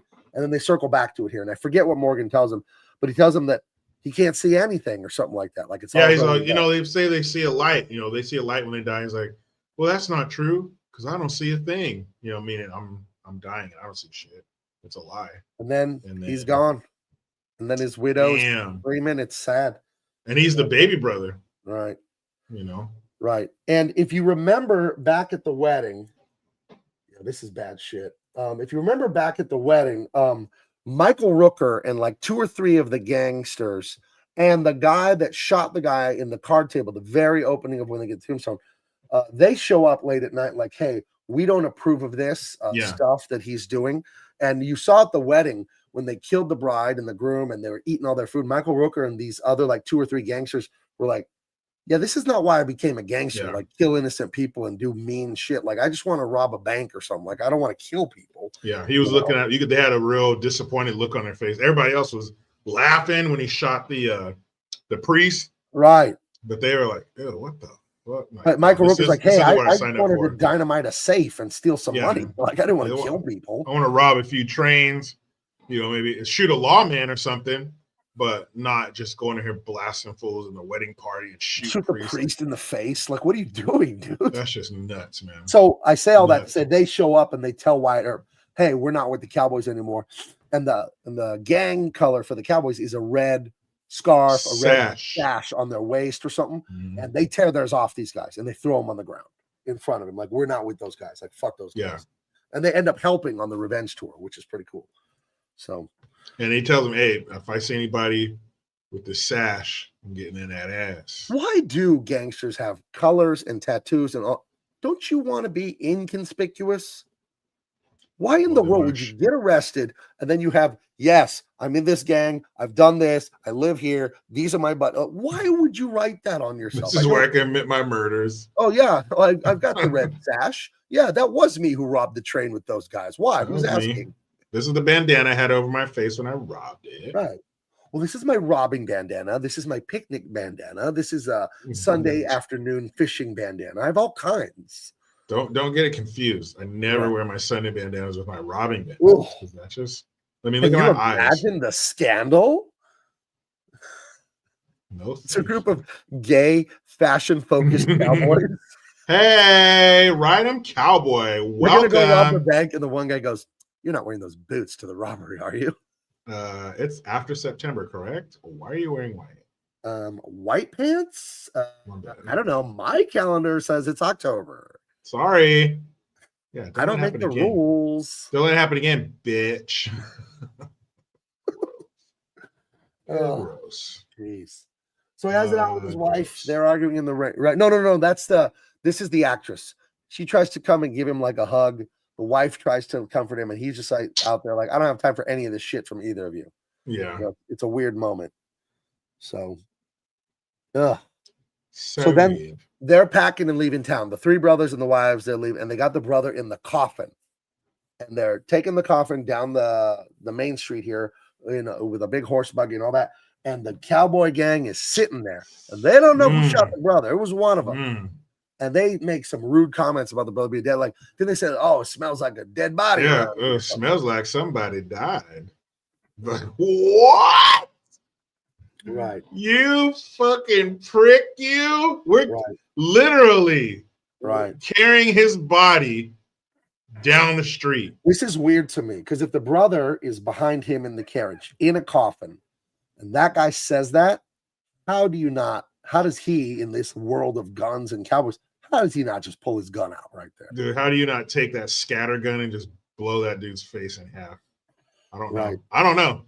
That's a great question because that's what I would want to do. Right. Especially all that raw emotion. Right. That's a feat. That's quite the feat for him to not just gauge that dude in his face. But Kurt Russell has a plan. He's going to kill every last one of these cowboy gangsters. But they don't know. They think he's heading out to California because his brother, his wife, and his brother's wife, and the widow now of his other dead brother, they're all getting on the train to go. They're out of here. And he has other plans. So some of the bad guys show up at the train. They're going to shoot the brother, this and that. Oh, but guess who's there? Whoops.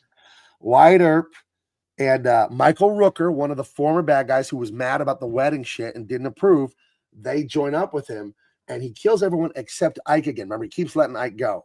And this is where you get that great line. He said, you tell, like Johnny Ringo and Powers Booth, you tell him I'm coming, I'm bringing hell with me. You tell him I'm coming. It's like a stand-up cheer moment in this movie. It's like, yes, is how you feel when it's like, fucking yeah. Yeah. Finally. And then the montage. Then you get a montage, which is the montage is great. Fantastic, dude. Great in any action movie. So they're basically anywhere they find him, you're dead.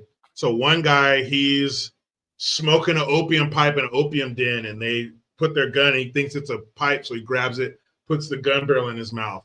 Oh, boom. My favorite one is when they're riding on horseback and they ride up alongside some members of the Cowboys, and he takes the butt of grabs the gun by the barrel and swings and hits this dude in the face with the butt of his rifle, and you just see blood go flying. Like if you bash somebody in their face like that with the butt of a rifle, good night. It's not going to kill them. No. But they're not going to be able to handle a lot of solid foods. No more corn on the cob in his future. This guy is in bed with 2 hookers, I think. And double your chances of chlamydia. Right. Well, I guess it doesn't matter now. Yeah, man, it don't matter. You don't have to be concerned with any medical issues after this. Yeah, well, he does have one medical issue. He got lead poisoning from the gun. But it's fatal. Yeah. It is fatal. So your worries are done, sir. Yeah. You and this. I hope he was post-coitus here. Because man, you hate to see it. You come in and he's halfway done, and you shoot him. Come on. No, I'll wait. I'll wait. Let's fuck. Okay, buddy. But hurry up though. I'm not gonna be here all night. Come on, pick it up. Yeah. What do you have? Whiskey? Oh, you got whiskey dick? No, I'll shoot you now. None the Miser says that silhouette shot was worth it. Damn right. What a great shot. Dude, the shot at the end of Rashomon, the Akira Kurosawa movie I watched last night, the final shot of the Rashomon gate and the little priest kind of insane. Again, as a comic book artist, as someone that draws for a living, I love the visual. I love it so much. I love when they have the great visual in here. That it's like 30 back. But when we were at the OK Corral, how great was it's way back, but I'll get to it. It's this. How great is that? I would want to draw this as a comic book panel. In fact, I think I will. I'll find an excuse to draw this into a comic book. That's such a great image. Yeah. So let me get back down here. But yeah, the everything's great in this movie. The acting, the story, the cinematography. It's the whole enchilado. Let me see. Okay, yeah. So here we are. So now they're on the revenge tour. They're going to bars. They're going to opium dens. They're going to whorehouses. These guys are not safe anywhere. They're getting blasted everywhere. Wherever they are, and it's showing that they're not safe. Right. No matter you're home, you're out hanging out, you're smoking opium, it doesn't matter. You're dead. Right. And they fucking dead. They track them down to a creek, a bunch of the cowboy Clanton gang, and they kind of get ambushed, the good guys. They're pinned down, and then Kurt Russell does this move where he just like Rambo gets up and walks right into the creek and just do. Yeah, fuck. He's like, no, boom, boom. And he just starts. Because you think he's going to get shot the whole time, and he just somehow doesn't get shot, and he blasts him, and he ends up killing Powers Booth, who's a very smug asshole, and really the guy that started most of the trouble by shooting the sheriff, Ben, or whatever his name was. Yeah. You know, he started the real trouble when he did that. So he got what he had to pay the toll. Fucking dickhead. Right. So yeah, a lot of shooting, a lot of, and that's kind of the climax of the hunting down montage. Mm-hmm. And then you find out this guy that was possibly gay, the actor, the pretty boy actor, he got shot by the Clanton gang for no apparent reason. They're just, And then they had to throw in a gay thing with Brian Priestley or whatever his name is, like Jason Priestley. Yeah. Jason Priestley. He was my friend. Like a forlorn look. He's like, he's my friend. And that's how they would do wokeness in the 90s. They just sprinkle it in as a 3-second. Very subtle. Right. Very subtle. Right. But if they did this now, then all those 3 brothers would be black chicks. And probably one of them, and they'd have like one of them be like, or they have to end up getting into some shit because of one of their brothers or whatever is fucking in the alphabet soup group. Remdog can't talk to him like that. Yeah. Remdog is saying the scene where Wyatt wades into the water and shoots Curly Bill really happened. Oh shit. That's insane, because there were like 15 guys in the bushes shooting at him, and he's in the open in the middle of the little creek. And wow. Yeah, it's like divine intervention. Right. It's like Pulp Fiction. When that guy comes out and shoots all the bullets and none of them hit him, like it was like that. Like he was just the only way we're getting out of this is if I do something. And that's what he came up with. And it fucking worked too, man. Fucking worked, you piece of shit. So then, for whatever reason, the big county sheriff guy, whatever, the big marshal guy that's a pussy and just a politician, he's with the Clantons for some reason. I don't know what that's about. And this is a look through a looking glass. They've killed a lot of bad guys. Like, hey, we got to get out of here. They see these guys coming over the ridge. So they head over to Charlton Heston's ranch because he's throwing up blood again. He is not. Nice cameo. Yeah. Nice little cameo to have Charlton fucking Heston in your movie. Not bad. And a body is dropped off. Well, she's out of here. She's going to Denver. He's going to keep hunting people down. Maybe I'll never see you again. It's a little bit of a sad goodbye. The actress Floozy. And what he finds out, Kurt Russell, the body's dropped off, and they're told Johnny Ringo wants to meet you at the old oak tree or somewhere. Kurt Russell, Johnny Ringo going to meet you there. And if you don't, you're Yeller. And you get a can't be Yeller. Right. And he talks to Doc Holliday about it, Val Kilmer, and Val Kilmer's the best gunman. And he's like, he basically tells me you can't take him. Like, everyone knows you can't. Like, Johnny Ringo's too good. He'll get you. And he says, he's like, I can't beat him. Right. But he still has to be man enough to show up. Right. But he gives Val Kilmer his badge, his sheriff's badge or whatever. Because he says, but what's it like? I never got to wear one of these. Kind of like a, Make-A-Wish fucking last dying wish kind of thing, which was all part of his plan. All part of his ruse. Right. He does have a little plan. He's really coughing it up. He's really selling it. He's really selling the tuberculosis. He's really selling that TB. They're selling tuberculosis, and then they're selling tuberculosis. Right. And this fucking guy knows exactly what to do. Right. So he's like, I'm going to do it. Everyone's like, you're stupid. That guy, Johnny Ringo, is going to blast your face off. He's like, hey, that's what it is. Can't be a pussy. I have to fucking go. You know what year we live in. The honor that men used to have. Be a pussy and live, or die, but at least you have honor.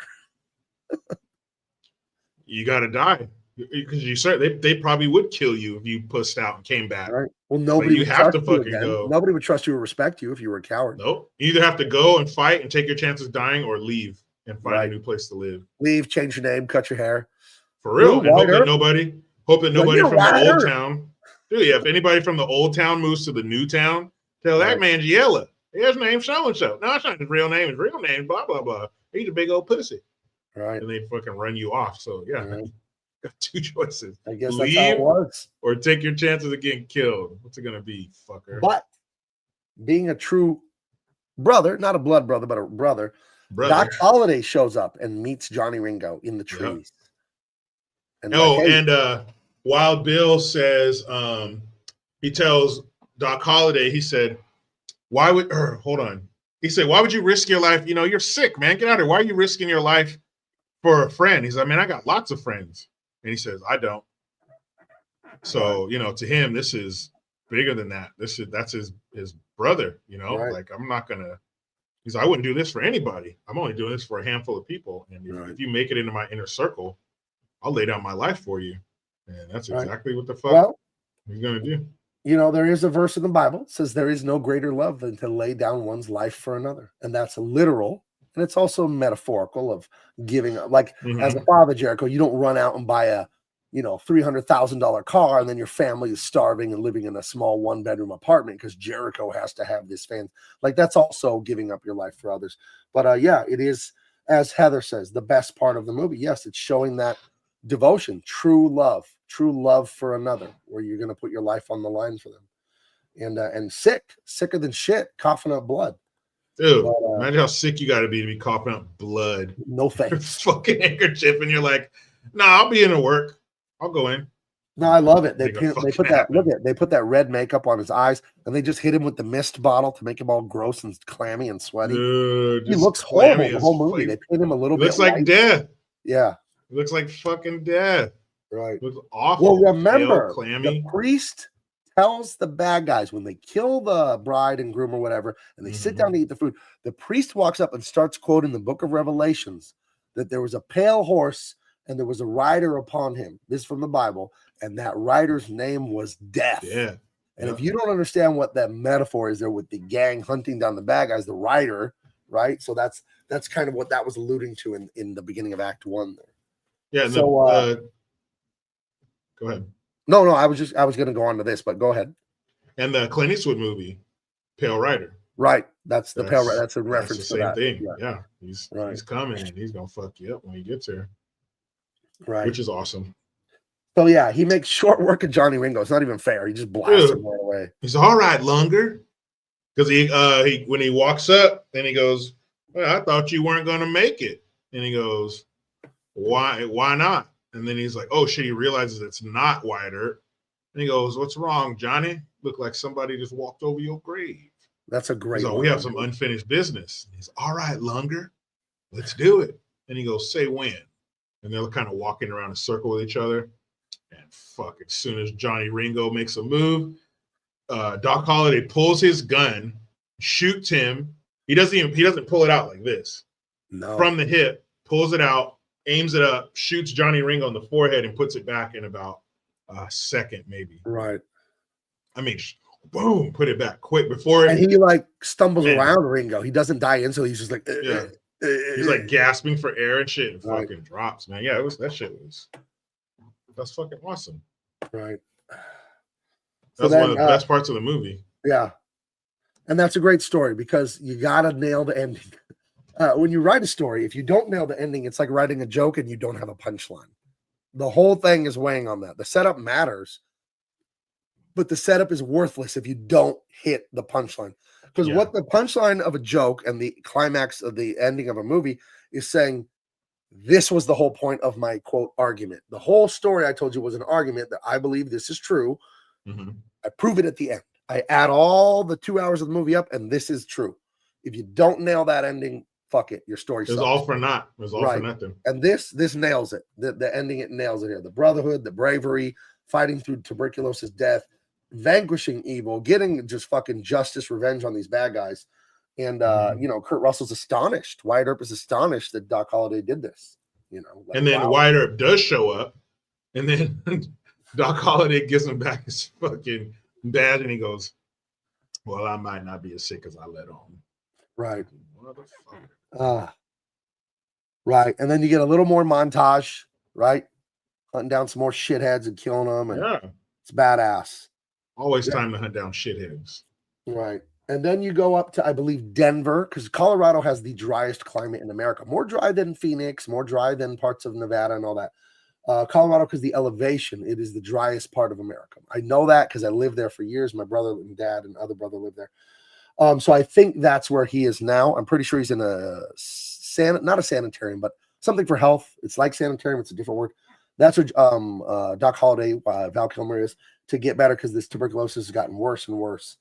And they play little cards, they talk, they reminisce, you know, like they have a real loving brotherly moment here, you know, like thank you so much. And yeah, thanks for saving my ass. right.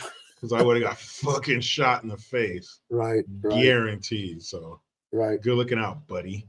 Yeah, look at that look on his face. Such great acting. You know, you can see the grief, but the love at the same time. Yeah, man. You know, yeah. Family. Yeah. Blood or not. Family. My friend Doc Holliday, the Wider, beautiful, just beautiful. Mm-hmm. You know, and then it closes with he makes his way to some place. I think it's also in Denver, and he meets back up with the actress. He never goes out to California to his quote unquote wife that is out there. He doesn't go pick her up. He just lets her be. And then I read her story. She ends up going back to Tombstone, and then she overdoses on that laudanum opium shit and dies a few years later. And he lives happily ever after with this one, having love and adventures. And they're together 47 years, I think they said. Yeah, lots of room service. Right, lots of room service and riding horses and sitting on blankets and giggling like idiots. Fucking so there you go. Giggling like fucking idiots. Right. And that is Tombstone, one of the better movies I've seen in a long time. Tombstone? Yeah. Oh, Tombstone? Yes. I'm not from Tombstone. I'm from Tombstone. Have you seen the film Tombstone? Glorious. Yeah, great movie. Time capsule, open in 100 years, great. Yeah. Absolutely, absolutely. Yeah, and just so many of the guys from the movie are dead in real life now. You know, like didn't we count off like 6 of them are gone now? Yeah, definitely. Val Kilmer, unfortunately. Bill Paxton. Powers Booth. Powers Booth. That's 3 right there. There were a couple others. Robert Meacham, Charlton Heston, of course. That's 5. Right. Probably a lot of these old fuckers are dead. Right. Let's see, Jack Johnson. No, he's still alive. 86 years old. The guy played Jack Johnson, I should say. No, there's got to be one more. That's Heather 5. says, did they have children? Me not know. Me look up. Me search. Grok. No, in second. Wyatt Earp did not have any children of his own. He was known for his quiet demeanor, was often seen as a serious figure. While he enjoyed the company of children and showed fondness for them, he never fathered any. That is He never had children of his own. He just stole them. Other people. So was he? I wonder if he was infertile because this is not an age with readily available contraceptives. You could. So there's no way Wyatt Earp was infertile. No fucking way. His boys weren't swimming straight. That's Wyatt fucking Earp, man. The fuck. None of my says Young Guns would be a good one. It's fairly historically accurate, and I think it is directed by Christopher CAIN, Dean Cain's father. Ooh, yeah, what I would want to do for Young Guns, I'll have Dean come on and talk to us a little bit about his dad and directing. It would be like a 2-weeker because we can't review the movie when Dean's here. We always get up to too many shenanigans and messing around. But we could talk about it and his dad's career directing different movies. And then we could maybe do it the next week or something like that. Or vice versa. Do the movie first and then have Dean on to talk about his dad. Agreed. So, yeah, we'll do that. That would be cool. Yeah. So okay, guys, that was awesome. Follow Jericho and me everywhere on social media. I'm Gabe Eltaib everywhere except on Twitter where I am Big Man Comics. Empyrean, my sci-fi epic is done. It's beautiful. We're just going to do a few more rounds of spell checks. Make sure we don't send out any goofy errors, any spelling errors. And Tyrus is up to page 100 on the pencils. It's a 120-page book. So we got some stuff coming. I'm working on the Dean Cain sequel as far as story-wise, plotting out. I've written it a few times. I'm going to rewrite it again. One thing I'm going to do going forward, I think, is not 120-page comics. I think I'm going to do 60 pages because the 120-page takes 7 to 9 months to make. If I do a 60-pager, I could do it in 3-4 months. And I'd like to get stuff out more often. So I think I'm going to switch to 60-page adventures like that. It'll be just as good. Same writer, same guy, me. I can write a good story in 60 pages or 120. But I think I'm going to go to shorter stuff like that so I can have stuff more often. Because I don't like waiting this long to get something out, So we'll see. It's something I'm pretty sure, but I haven't fully decided yet. Anything you want to promote before we get out of here, Jericho? Just keep watching my shit. Keep checking out the videos, cranking them out every fucking day. So thank you. All right, guys. Make sure you hit the like. Guys, share this out to everyone you know. You know we have a good time here. We go long, but we go hard. Go hard and long. Hard in the paint. Right outside of it, too. But we have a great time here. You guys are the best part of this. You guys are the only thing I like about social media. I said that at the top of the show. I only like the people, the fans, the subscribers, all the algorithm chasing and the drama. Leave me out of it. But I do love talking to you guys. I love all your interesting stories in your lives. It's fascinating that you are real people. Looks like words on a screen, but it's actually real people. It's amazing. Guys, like, subscribe, share, tell everyone you know, and we will talk to you later.